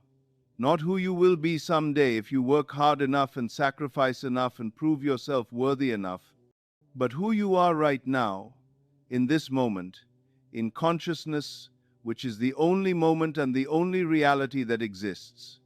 Now, if this teaching has stirred something within you, if something in your heart has recognized the truth of what I have said, I invite you to stay close to this teaching. I invite you to go into the comments below this video and share the one desire you will now assume as fulfilled. Not as a wish, not as a hope, not as a prayer, but as a fact, as a declaration, as a statement of what already is in consciousness and therefore must become in the outer world. Say it simply, say it clearly. I am wealthy, I am loved, I am healthy, I am free, I am successful, I am at peace. Whatever it is, declare it. Make it public. Make it real by putting it into words, by claiming it, by standing in your power as the creator of your reality. And if this teaching resonates with you, if you have felt the truth of it, press the like button. Not for me, but for yourself. As an acknowledgement that you have received this teaching, that you recognize it as truth, that you are ready to step into your power as the conscious creator of your life. And subscribe to this channel so that you may continue to walk this path with me. I will be here, week after week, revealing more of these ancient mysteries, sharing more of these eternal truths, guiding you deeper and deeper into the understanding of who you really are and what you are truly capable of. You are not a helpless creature in a hostile world. You are God, imagining. You are consciousness, creating. You are I am, manifesting as all that you are aware of being. Thank you for your attention tonight. Thank you for opening your mind and your heart to this teaching. Thank you for being willing to question everything you thought you knew, and to embrace a new way of seeing, a new way of being, a new way of creating your reality. Now go, close this video, put down your phone or your computer, lie down in your bed, enter the state akin to sleep, and feel your wish fulfilled. Feel it tonight, feel it tomorrow night. Feel it every night until it becomes so natural, so real, so much a part of who you are that you cannot imagine being anything else. And then watch, with wonder and gratitude, as your entire world transforms to match the transformation that has already happened within you. I am with you always. Not as a person separate from you, but as the consciousness that you are. The awareness of being that speaks through every voice, that sees through every eye, that beats in every heart. We are one. We have always been one. And in that oneness, all things are possible. All desires can be fulfilled. All dreams can become reality, because consciousness is the creator, and you are consciousness, and whatever you are conscious of being, you are. Go now. Assume your desire fulfilled, and watch as the universe bends to honor your assumption. But before you go, let me tell you one more story. Let me show you one more example of this law in operation, so that you can see it clearly, so that you cannot doubt, so that you know beyond any shadow of uncertainty that what I am teaching you is not theory but fact, not philosophy but law, not hope but certainty. There was a woman who came to one of my lectures many years ago. She sat in the back of the room, and I could see on her face the weariness of one who has struggled for a long time. After the lecture, she approached me and she told me her story. She had been trying to sell her home for over a year. She needed to sell it. Her husband had passed away, and she could no longer afford the mortgage. She needed to move to a smaller place, something she could manage on her own. But month after month, the house did not sell. She had lowered the price. She had hired different real estate agents. She had staged the home, painted the walls, made repairs. She had done everything the experts told her to do. And still, no buyers came. A few people looked, but no one made an offer. And she was becoming desperate. She was running out of money. She was running out of time. She was running out of hope. And so she asked me, "What should I do? How can I sell this house?" And I told her what I am telling you tonight. I said, "Stop trying to sell the house in the outer world. The outer world is the world of effects. It cannot be changed directly.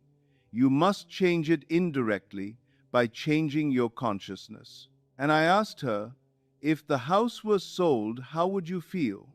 She thought for a moment and she said, "I would feel relieved. I would feel free. I would feel grateful. I would feel like a weight had been lifted from my shoulders." "Good," I said. "Then feel that way now. Do not wait for the house to sell before you feel relief. Feel relief now. Feel freedom now. Feel gratitude now.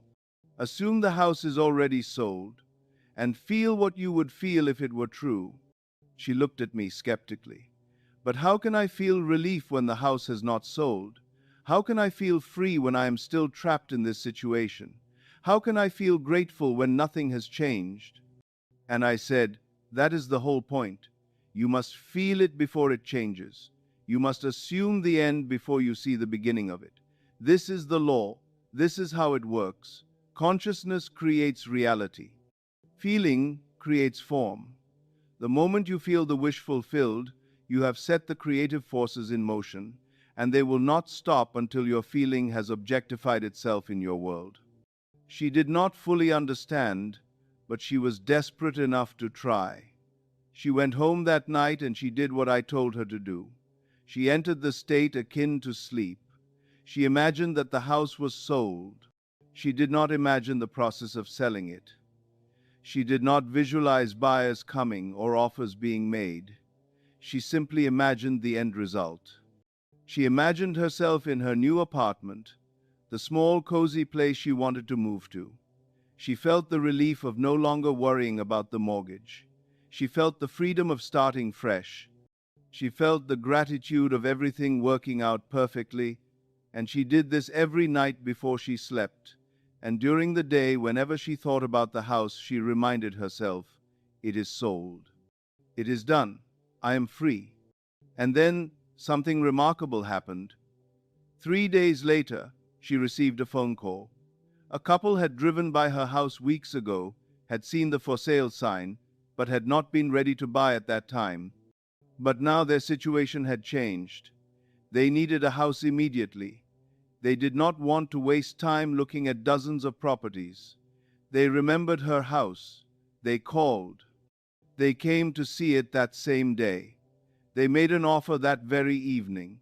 And within 2 weeks, the sale was complete. Everything happened so quickly, so smoothly, so effortlessly that she could hardly believe it. And when she called to tell me, she said, "It was like magic. It was like a miracle. How did this happen?" And I said, "It was not magic. It was not a miracle. It was law. You changed your consciousness. You assumed the house was sold. You felt the relief, the freedom, the gratitude of that assumption, and the outer world had no choice but to conform to your inner state. The buyers did not appear by coincidence. They were drawn by your consciousness. The quick sale was not luck. It was the inevitable result of your assumption.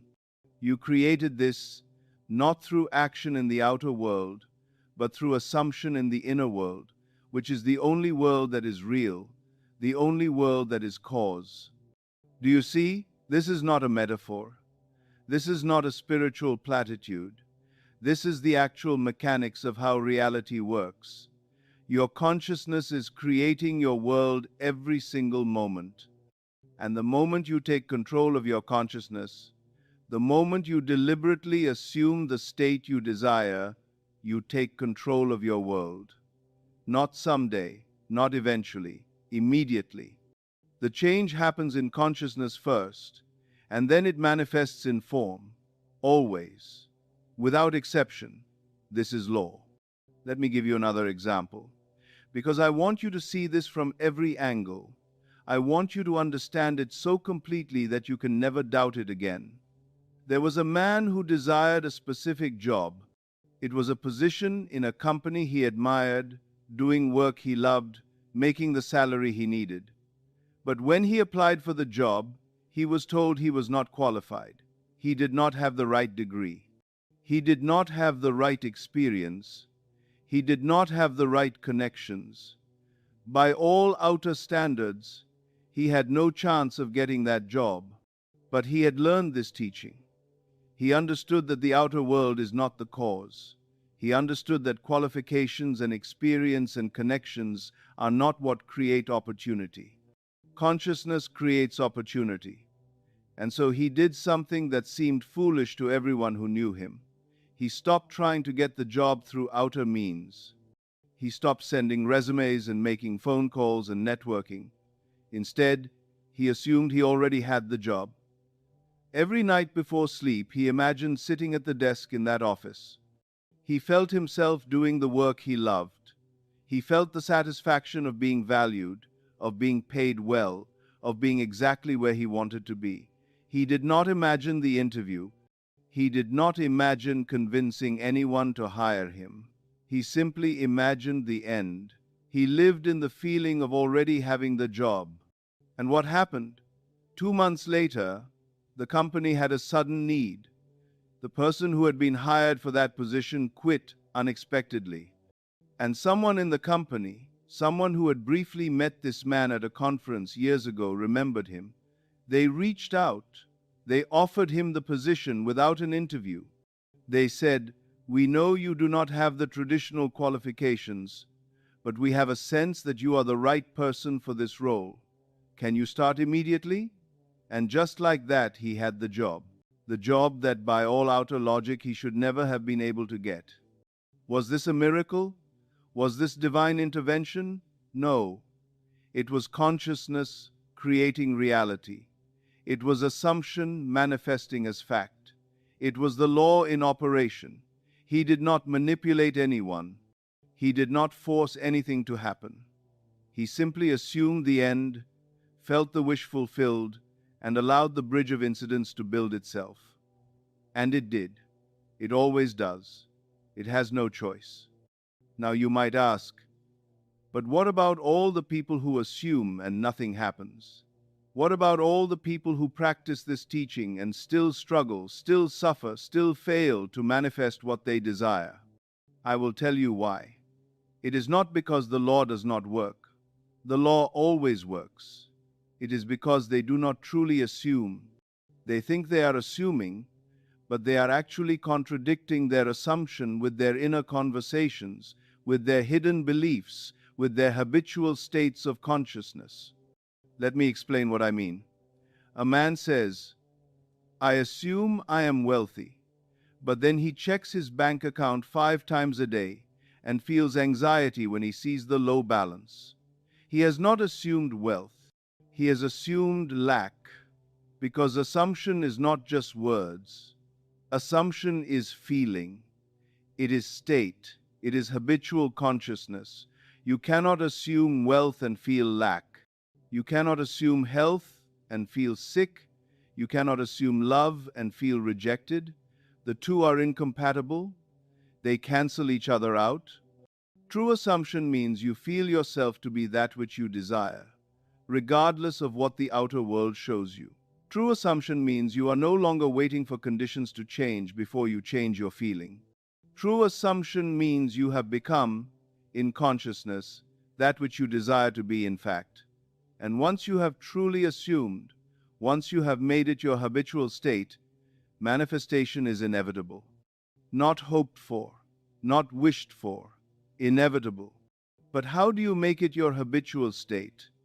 How do you persist in an assumption when everything around you contradicts it? This is the question everyone asks. And this is where most people fail. They assume for a day, for an hour, for a moment, and then they look at their circumstances and they let those circumstances dictate how they feel, what they think, what they assume. And so they return to their old state, their old identity, their old experience, and nothing changes. The secret is this: you must learn to live in 2 worlds at once. You must learn to see the outer world without letting it define your inner state. You must learn to acknowledge what is without accepting it as permanent, without identifying with it, without letting it pull you out of your assumption. This is the art. This is the skill. This is what separates those who manifest their desires from those who spend their lives wanting and waiting. Let me show you how to do this practically. You wake up in the morning, you have assumed wealth, you have felt it, imagined it, lived in the end of financial abundance, but then you open your eyes and you see the same small apartment, the same old furniture, the same empty wallet. The outer world has not changed yet. And in that moment, you have a choice. You can look at the outer world and say, see, it is not working, I am still poor, I am still struggling, nothing has changed. And if you say that, if you feel that, you have broken your assumption. You have returned to lack. You have replanted the old seed. Or you can look at the outer world and say, this is the past. This is what I created with my old assumptions, my old beliefs, my old state of consciousness. But I am no longer that person. I am no longer in that state. I have assumed wealth. I have felt it. I have become it in consciousness. And consciousness is the only reality. This outer evidence is just a lag, a delay, the time it takes for the outer to catch up to the inner. I do not need to change the outer. I just need to remain faithful to my assumption, and the outer will change automatically. Do you see the difference? In the first response, you are letting the outer world dictate your inner state. You are being reactive. You are being a victim.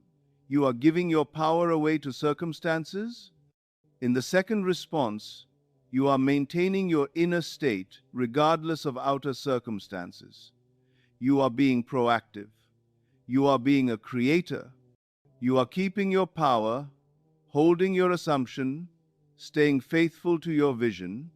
This is the discipline, not a harsh, white-knuckle, grit-your-teeth kind of discipline, but a gentle, patient, loving return to your assumption, again and again and again, every time the outer world tempts you to doubt. It is like meditation. In meditation, your mind wanders and you bring it back to the breath. In assumption, your consciousness wanders and you bring it back to the state you have assumed. You do not punish yourself for wandering. You do not judge yourself for doubting. You simply notice it, acknowledge it, and return, again and again. And over time, the wandering becomes less frequent. The assumption becomes more stable. The state becomes habitual. And then it manifests. Now, let me address something that troubles many people, something that causes confusion and doubt and frustration. They ask, how can I assume something is true when I know it is not true? How can I feel wealthy when my bank account is empty? How can I feel healthy when my body is sick? How can I feel loved when I am alone? Is this not lying to myself? Is this not denial? Is this not delusional? No, it is not lying. It is not denial. It is not delusional. It is choosing which reality you will occupy.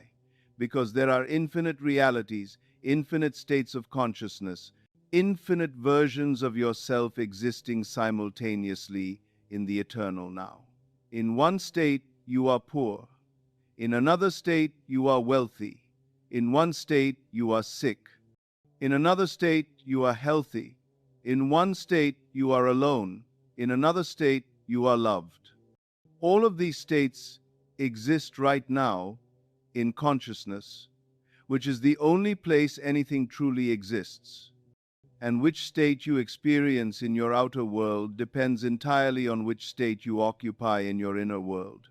If you identify with lack, you experience lack. If you identify with abundance, you experience abundance. It is not that you are creating abundance from nothing. Abundance already exists. You are simply tuning into it, aligning with it, assuming it, becoming it in consciousness. And once you have become it in consciousness, it must and will appear in your experience. So when you assume wealth despite an empty bank account, you are not denying the bank account. You are choosing to identify with a different reality, a reality where you are wealthy, a reality that exists in consciousness right now, waiting only for your recognition, your assumption, your acceptance of it as true. And the moment you accept it as true in consciousness, the moment you feel it as real, the moment you become it, that reality begins to manifest in your outer world. The empty bank account begins to fill, opportunities appear, money comes. Not because you lied to yourself, but because you told yourself the truth of what is real in consciousness, which is more real than anything in the physical world. Let me share with you something from Scripture, because Scripture is not a history book, it is a psychological drama. It is the story of consciousness, written in symbols and metaphors and parables so that those who have eyes to see can see, and those who have ears to hear can hear. Jesus said, "Ask, and it shall be given.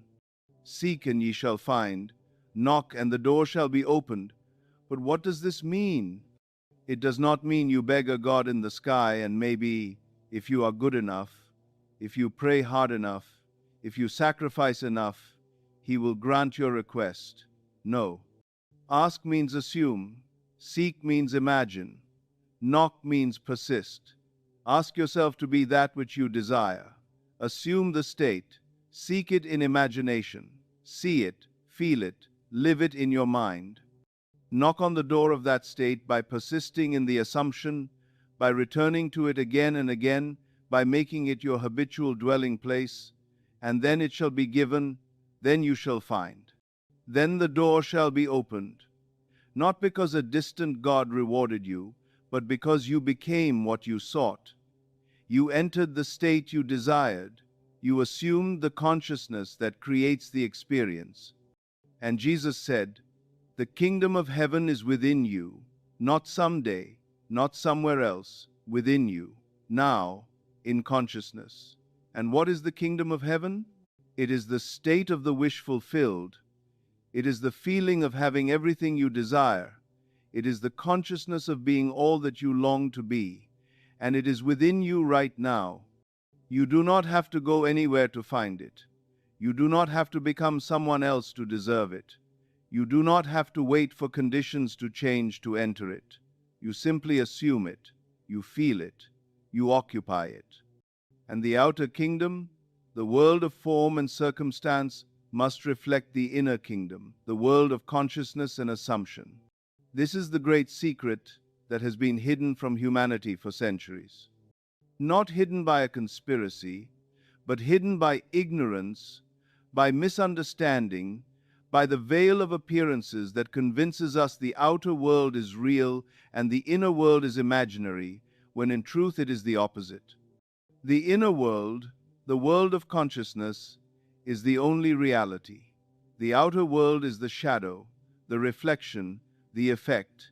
Change the inner, and you change the outer. Live in the inner kingdom, and you experience the outer kingdom. Become in consciousness what you desire to be in fact, and you will be it in fact. It is law. Now, I want to address one more thing before we close. One more obstacle that prevents people from manifesting their desires. One more misunderstanding that must be corrected. Many people believe they must visualize perfectly. They must see every detail clearly in their imagination. They must maintain the image for a long time without wavering. And if they cannot do this, they think they have failed. They think their imagination is not strong enough. They think they are not capable of using this law. But this is not true. Visualization is a tool, but it is not the power. The power is feeling. The power is assumption. The power is the state you occupy. You do not need to see clearly. You do not need to hold the image perfectly. You only need to feel the wish fulfilled. You only need to touch the state with your consciousness, to enter it for even a moment, to assume it as true. I will tell you a story to illustrate this. There was a man who was nearly blind. He had very poor vision. He could barely see shapes and colors, let alone detailed images. And he heard this teaching about imagination, about visualizing your desire, and he thought, I cannot do this. I cannot see well enough to visualize. This teaching is not for me. But then someone explained to him that visualization is not really about seeing, it is about feeling. It is about occupying a state. And you do not need perfect vision to feel. So this man, this nearly blind man, decided to try. He wanted to heal a relationship with his brother. They had not spoken in years. There had been a falling out, harsh words spoken, wounds inflicted, and he missed his brother. He wanted reconciliation. He wanted peace. So he imagined, in his own way, not with clear, detailed images, but with feeling, with knowing, with a sense of his brother's presence. He felt the warmth of an embrace. He felt the relief of forgiveness. He felt the joy of restored relationship. He did not see his brother's face clearly. He did not visualize the scene perfectly, but he felt it. He occupied the state of reconciliation. And what happened? Within a week, his brother called. After years of silence, his brother picked up the phone and called. They talked. They cried. They forgave. They reconciled. The outer relationship healed because the inner relationship had healed first in consciousness, in imagination, in the state this man had assumed. Do you see? It is not about the technique. It is not about doing it perfectly. It is about the state. It is about the assumption. It is about the feeling. Enter the state, and the rest will take care of itself. The universe, your subconscious, the creative power within you, call it what you will, it knows how to manifest what you have assumed. You do not need to know how. You do not need to see every step. You do not need to do it perfectly. You only need to assume the end, feel the wish fulfilled, and let the power within you do the work. And this is the final thing I want to say to you tonight. The most important thing, the thing you must never forget. You are not alone in this. You are not trying to do this by yourself, with your limited human will and effort. You are working with the infinite power of consciousness. You are working with the creative force of the universe. You are working with God, which is not a being separate from you, but the very awareness of being that you are. When you assume, when you imagine, when you feel the wish fulfilled, you are not hoping that maybe something out there will hear you and help you. You are activating the creative power within you. You are setting in motion forces that are infinite, omnipotent, omniscient. You are commanding reality to conform to your assumption because you are the creator of your reality. Not your ego, not your personality, not your human self, but your consciousness, your awareness of being, your I am, which is God. So trust the process, trust the law, trust yourself. You are not trying to manipulate reality from the outside, you are creating reality from the inside. And the inside is the only place where true power exists, where true change occurs, where true creation happens. Live in your imagination. Dwell in the state of the wish fulfilled. Feel yourself to be that which you desire to be, and know with absolute certainty that it is done, it is finished. It is already yours in consciousness, and consciousness is the only reality that matters. Now you have the teaching. Now you have the understanding. Now you have the tools, the techniques, the knowledge. But knowledge alone will not transform your life. You must apply it. You must practice it. You must live it. Starting tonight. Starting right now. Not tomorrow. Not when conditions are better. Not when you feel ready. Now. Because now is the only time there is. Now is the eternal moment in which all creation occurs. And in this now, you can assume any state you desire. You can feel any wish fulfilled. You can become anyone you choose to be. So I ask you, what will you assume tonight? What state will you occupy? What wish will you fulfill in imagination? Choose one thing. Do not try to change your entire life at once. Choose one desire, one state, one feeling, and make that your practice. Every night before you sleep, enter the state akin to sleep and feel that one wish fulfilled. Feel it with all your heart, with all your soul, with all your consciousness. And during the day, walk as the person who already has what you desire. Think from the end. Speak from the assumption. Be the person you have imagined yourself to be. And if you do this, if you persist in this, if you remain faithful to your assumption no matter what the outer world shows you, you will see results. Not maybe, not hopefully, but certainly, inevitably, absolutely. Because consciousness is the creator, and you are consciousness. And what you are conscious of being, you are. This is not a promise. This is not a prediction. This is a statement of law. And law does not fail. Law does not play favorites. Law does not discriminate. Law simply operates, constantly, precisely, perfectly. So assume your desire fulfilled. Feel it now, be it now, and watch as your world transforms to match the transformation that has already occurred within you. The outer will always catch up to the inner. The shadow will always conform to the light. The world will always reflect your consciousness. This is law. This is truth. This is the way reality works and has always worked and will always work. And when you see the manifestation, when your assumption hardens into fact, when your imagination becomes your reality, do not be surprised. Do not call it a miracle. Do not thank some external force for granting your wish. Know that you created it. You assumed it. You felt it. You became it in consciousness. And consciousness, which is God, which is the only creative power, which is you, simply manifested what you impressed upon it. This is the law of consciousness. This is the teaching that unlocks unlimited success without effort. This is the truth that will set you free. Go now. Enter your chamber. Close the door. Go within. Enter the state akin to sleep and assume your desire fulfilled. Feel it, be it, live it, and know that it is done.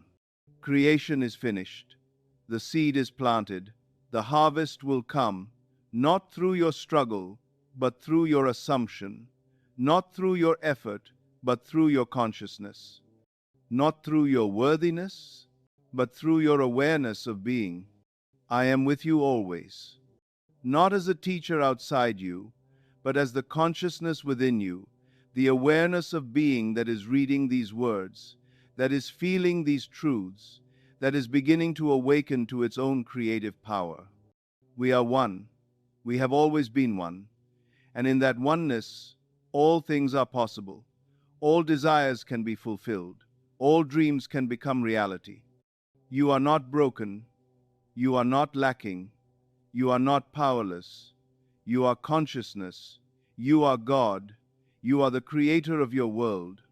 And what you assume, what you feel, what you imagine yourself to be, that is what you will experience. That is what you will become. That is what you will manifest in your life. The teaching is complete. The law has been revealed. The power is in your hands. Now go and use it. Go and create. Go and manifest. Go and live the life you were always meant to live, the life you have always desired, the life that is yours in consciousness right now, waiting only for your recognition, your assumption, your acceptance of it as true. It is done. It is finished. And so it is. But wait. Before you close this video, before you turn away, let me go deeper with you. Let me show you something that will take this teaching from your head into your heart, from understanding into experience. Because knowledge without experience is sterile. It is dead. It is useless. And I did not come tonight to fill your head with concepts. I came to transform your consciousness, to shift your being, to awaken you to the power that has always been yours. Let me tell you about a night I will never forget. It was many years ago, in Barbados, where I was born. I was a young man, and I desired deeply to visit my family for Christmas. But I had no money. I had no means. I was living in New York, working odd jobs, barely surviving, and the idea of traveling to Barbados seemed impossible. Not just unlikely, but truly impossible. I had no savings. I had no credit. I had no one who could lend me money. By every standard of logic and reason, I could not go. But I had already begun to understand this law. I had already begun to experiment with consciousness, and so I decided to test it fully. I did not try to figure out how I could get to Barbados.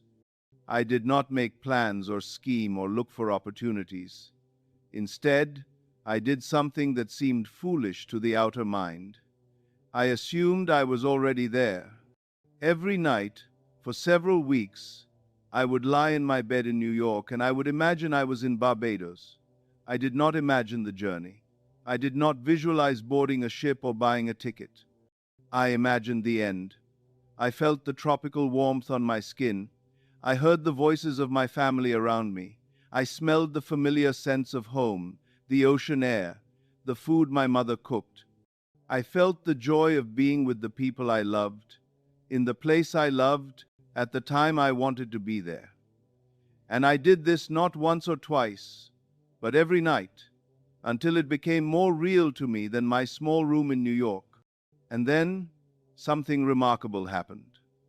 My brother, who lived in New York but whom I had not seen in months, was suddenly seized with an overwhelming desire to have the whole family together for Christmas. He sent me a steamship ticket to Barbados. He simply showed up at my door one day with a ticket in his hand and said, "I want you to come home for Christmas.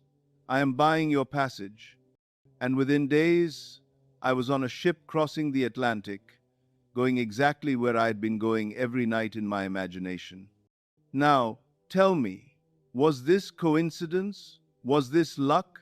Was it an accident that my brother, at precisely that moment, decided to do precisely what was needed for my assumption to manifest in physical reality? No, it was consciousness creating reality. It was imagination made fact. It was assumption hardening into objective experience. My brother did not act independently of me. He could not. Because everyone is you pushed out. Everyone is your consciousness objectified. My brother was moved by my consciousness, by my assumption, by my imagination. He thought it was his idea, his desire, his decision. But in truth, it was the outer movement of an inner change. It was the effect of a cause that had already occurred in consciousness. This is what you must understand. You are not a separate individual in a world of other separate individuals, all acting independently, all with their own free will, making random choices that affect you but that you cannot control. That is the illusion. That is the dream you must wake up from. The truth is, there is only one consciousness, appearing as many, and you are the center of your world. Not because you are more important than others, but because consciousness individualized as you is creating everything you experience. Everyone you meet, everything that happens to you, every circumstance you encounter is your consciousness pushed out, objectified, made visible. So when you change your consciousness, when you assume a new state, everyone and everything in your world must change to reflect that new state. They have no choice. They are not resisting you. They are not obstacles. They are mirrors. They are showing you back to yourself. And when you change yourself, the mirror must show a different image. This is why trying to change others is futile. This is why trying to manipulate circumstances is exhausting. You are trying to change the reflection instead of changing yourself. Change yourself, and the reflection changes automatically, effortlessly, inevitably. Let me give you a practice that will help you experience this directly. Tonight, or any night this week, choose one person in your life with whom you have difficulty. Perhaps someone who has hurt you, someone who disagrees with you, someone who seems to be blocking what you desire. And instead of seeing them as separate, instead of seeing them as the problem, recognize them as you pushed out. They are showing you a belief you hold, an assumption you have accepted, a state you are occupying. And then, in your imagination, revise your relationship with them. See them treating you with love, with respect, with kindness. Hear them speaking words you long to hear. Feel the warmth of harmony between you. Do not try to change them in the outer world. Change your consciousness of them. See them differently. Assume a different relationship. Feel it as real, and then let it go. Do not check to see if they have changed. Do not monitor their behavior. Just change your consciousness and trust the law. And I promise you, within days, sometimes within hours, you will see a change in their behavior toward you, not because you manipulated them, but because you changed yourself. Not because they suddenly became aware and enlightened, but because they are you pushed out, and when you change, they must change. It is law. It is inevitable. It is the way consciousness operates. Now let me address something that causes great suffering for many people. They ask, if I create my reality, does that mean I created all the bad things that happened to me? Does that mean I am to blame for my pain, for my failures, for my suffering? And they feel guilt, they feel shame, they feel like they have failed in some cosmic way, like they are being punished for not knowing better. No, listen carefully. You are not to blame. You did not consciously, deliberately create the difficulties in your life. You created them unconsciously, through habitual states of consciousness, through beliefs you absorbed from others, through assumptions you accepted without question because you did not know you had a choice. You were asleep. You were hypnotized by the world, by appearances, by the voices of authority and tradition and common sense that told you who you were and what was possible and how life works. But now you are waking up. Now you are becoming conscious. Now you are learning that you have the power to choose your states, to direct your imagination, to assume what you desire rather than accepting what is handed to you. And this is not a burden. This is liberation. Yes, you created your reality, but that means you can create a different reality. Yes, your consciousness is the cause, but that means you can change the cause and therefore change the effects. Do not look back at your past with regret or guilt. Look back with compassion. You were doing the best you could with the understanding you had. You were creating from unconscious states because you did not know you could create from conscious ones. But now you know, and from this moment forward, you have the power to create deliberately, consciously, masterfully. And here is something beautiful. You can even heal the past through revision. You can go back in imagination and revise the events that wounded you, the experiences that shaped you, the moments that defined your limitations. You can replay them differently. You can feel them differently. And in doing so, you release their hold on your present. You dissolve their power to continue creating unwanted effects in your life. This is true forgiveness. Not the kind where you grit your teeth and say the words while still holding on to the hurt, but the kind where you actually change the memory, change the feeling, change the meaning you gave to the event. And when you do this, when you truly revise the past in consciousness, you will find that the effects of that past begin to disappear from your present. Old wounds heal, old patterns dissolve, old limitations evaporate, because they never had power in themselves. They only had the power you gave them through your attention, through your belief, through your constant remembering and reliving of them. Let go of the past by revising it. Let go of guilt by understanding you were unconscious, and now you are conscious. Let go of blame, whether blame directed at yourself or at others. Because blame is just another way of saying, I am a victim. Something or someone outside of me is the cause of my experience. And that is never true.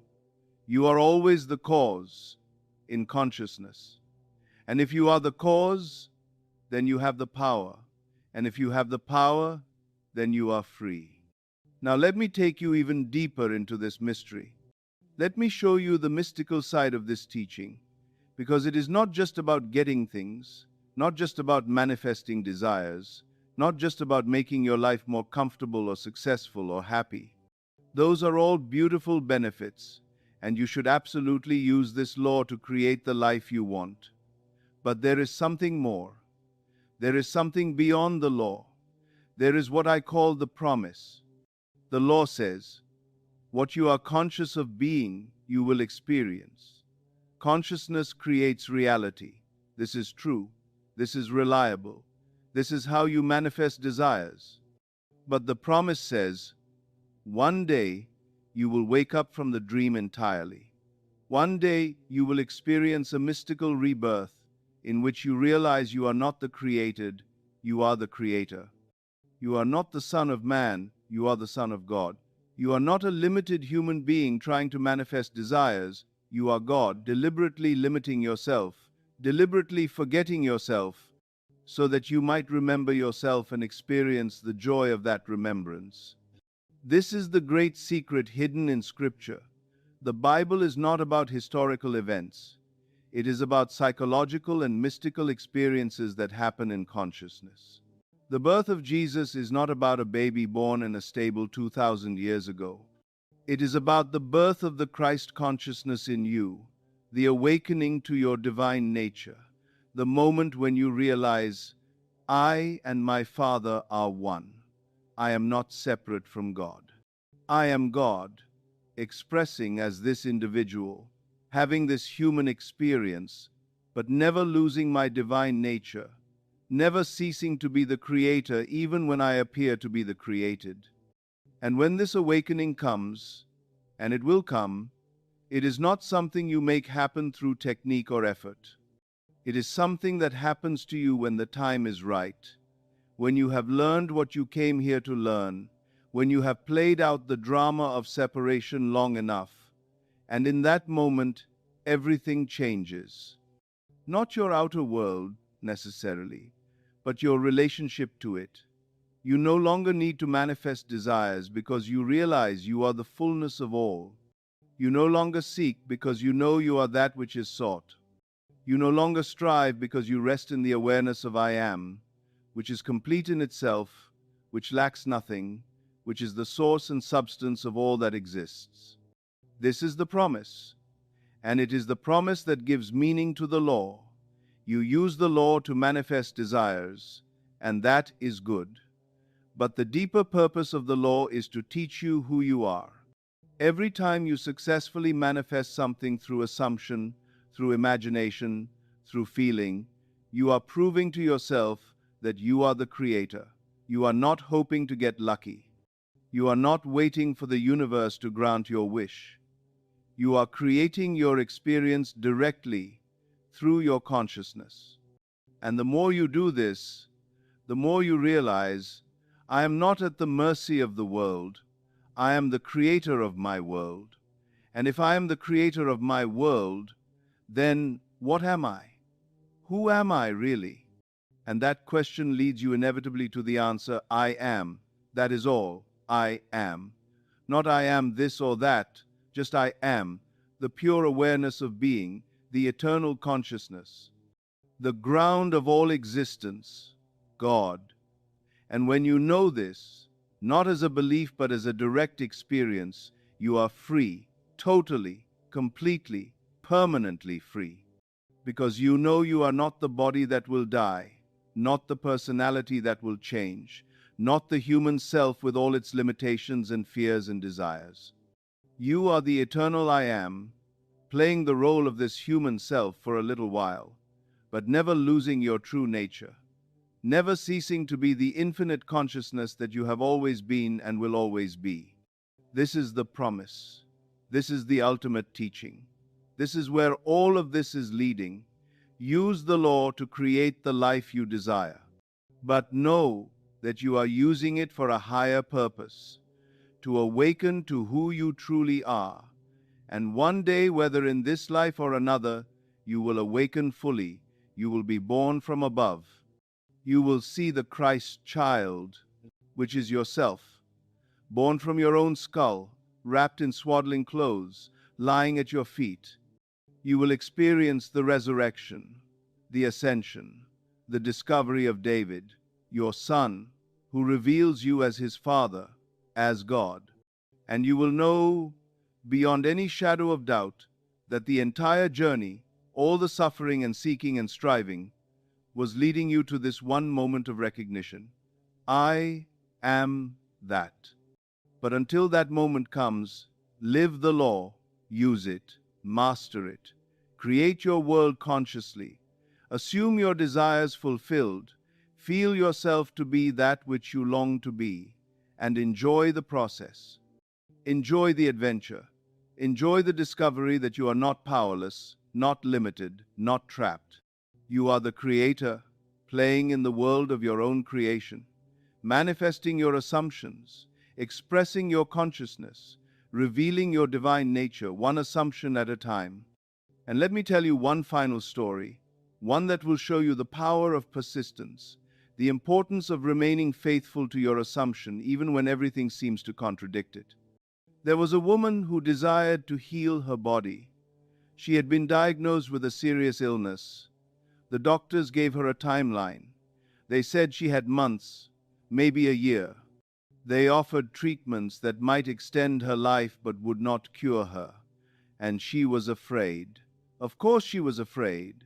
The evidence was overwhelming. The experts were unanimous. The prognosis was clear. But she heard this teaching, and something in her responded, something deeper than fear, deeper than logic, deeper than the evidence of her senses. And she made a decision. She decided she would not accept the doctor's verdict, not because she denied the current state of her body, but because she chose to occupy a different state in consciousness. She chose to assume perfect health. She chose to feel herself to be healed, whole, vibrant, alive. Every night before sleep, she entered the state akin to sleep, and she imagined her doctor telling her, "You are completely healed." I cannot explain it, but every test is clear. You are in perfect health. She felt the joy of that moment. She felt the relief. She felt the overwhelming gratitude. And she did this not once or twice, but every night for months. And during the day, she walked as a healthy woman. She spoke as a healthy woman. She thought from health, not toward it. When people asked how she was feeling, she said, "I am well. I am healed." Thank you for asking. And the outer evidence contradicted her. The symptoms persisted for a while. The tests still showed the illness. The doctors still gave the same prognosis. But she did not break her assumption. She did not let the evidence shake her faith. She knew with absolute certainty that consciousness is the only reality, that her assumption was creating a new reality, and that the outer world would catch up. She just had to remain faithful. She just had to persist. And gradually, mysteriously, her body began to change. The symptoms lessened. The tests began to show improvement. The doctors were puzzled. They said it must be a misdiagnosis. They said it must be a spontaneous remission. They said it was a miracle, but she knew better. It was not a misdiagnosis. It was not spontaneous. It was not a miracle in the sense of a violation of law. It was the law in operation. It was consciousness creating reality. It was assumption manifesting as fact. Within a year, she was completely healed. Every test was clear. Every symptom was gone. She was healthier than she had been in decades. And when people asked her how it happened, she told them the truth. I changed my consciousness. I assumed I was healed. I felt it. I lived in that assumption. And my body had no choice but to conform to my consciousness. Because consciousness is the creator, and the body is the created. Change the creator, and the creation must change. Now you might say, but what about all the people who assume health and still die? What about all the people who have faith and still suffer? Does that mean the law does not work? No. It means they did not truly assume. They did not persist. They did not remain faithful. They accepted the evidence of the senses as more real than the assumption in consciousness. They let fear and doubt and the opinions of others pull them out of the state they needed to occupy. They tried, but they did not commit.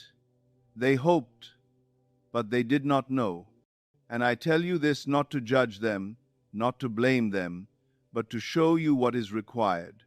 Full commitment, total persistence, absolute faith in the law, not hope that it might work, but knowledge that it must work because it is law, because consciousness is the creator, because assumption creates reality, because there is no other power, no other cause, no other force that can override your consciousness once you have fully assumed a state and made it your habitual dwelling place. So if you desire healing, assume health. If you desire wealth, assume abundance. If you desire love, assume union. And do not just assume it for a day or a week. Assume it until it becomes your natural state, until you cannot imagine being anything else, until the assumption has so completely replaced the old identity that the old identity cannot return. And then watch, with awe and gratitude, as your world transforms to match your transformation. This is the teaching, this is the law, this is the way, and there is no other way. You cannot cheat consciousness, you cannot fool yourself, you cannot pretend to assume and hope that is enough. You must actually become, in consciousness, that which you desire to be in fact. And when you do, when you truly do, manifestation is not just possible, it is inevitable, it is guaranteed. It is done. Now I have one more thing to share with you, and this is perhaps the most practical advice I can give. Many people fail at this teaching because they try to assume too much too fast. They want to transform their entire life overnight. They want to manifest 100 different desires simultaneously. And they become overwhelmed. They become scattered. They lose focus. And nothing manifests because they are not truly occupying any state fully. They are touching many states lightly, but dwelling in none of them deeply. Do not make this mistake. Choose one desire. Just one. The one that matters most to you right now. The one that, if it were fulfilled, would change everything, and make that your focus. Every night, enter the state akin to sleep, and feel that one desire fulfilled. Do not let your mind wander to other desires. Just focus on this one. Live in this one. Become this one. And during the day, whenever you think of your life, think from this fulfilled desire. Let it color everything. Let it shape everything. Let it be the lens through which you see yourself and your world. And when this one desire manifests, when you see it appear in your outer world as surely as you felt it in your inner world, then you will have proven the law to yourself. You will have experienced it directly, and your faith will no longer be based on my words or anyone else's words. It will be based on your own experience. You will know, not believe, that consciousness creates reality. And then you can move to another desire, and another, and another. And each one will manifest more easily than the last because you will have developed the skill, the understanding, the certainty. This is how you master this teaching. Not by trying to manifest everything at once, but by focusing on one thing at a time, proving the law to yourself over and over until you have absolute faith in it. Until you know beyond any shadow of doubt that you are the creator of your reality. And then you can create anything, be anything, have anything, experience anything, because you will have discovered the secret. Consciousness is the only reality, and you are consciousness. And whatever you assume in consciousness must and will manifest in form. So choose your desire. Choose it now. Not 10 desires. 1. What is the one thing that, if it were fulfilled right now, would make you feel complete, satisfied, joyful? What is the one state you would most love to occupy? What is the one experience you long for above all others? Choose it, name it, claim it, and make it your focus, make it your practice. Make it your prayer, not a prayer to a distant God, but a prayer to the God that you are, the consciousness that creates, the I am that has the power to be anything it chooses to be. And tonight, when you lie down to sleep, do not just think about this desire. Do not just hope for it.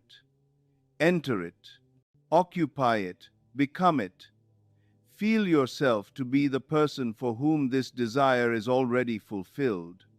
Feel yourself living the life where this desire is no longer a desire but a fact, a reality, a simple truth about who you are and how you live, and fall asleep in that state.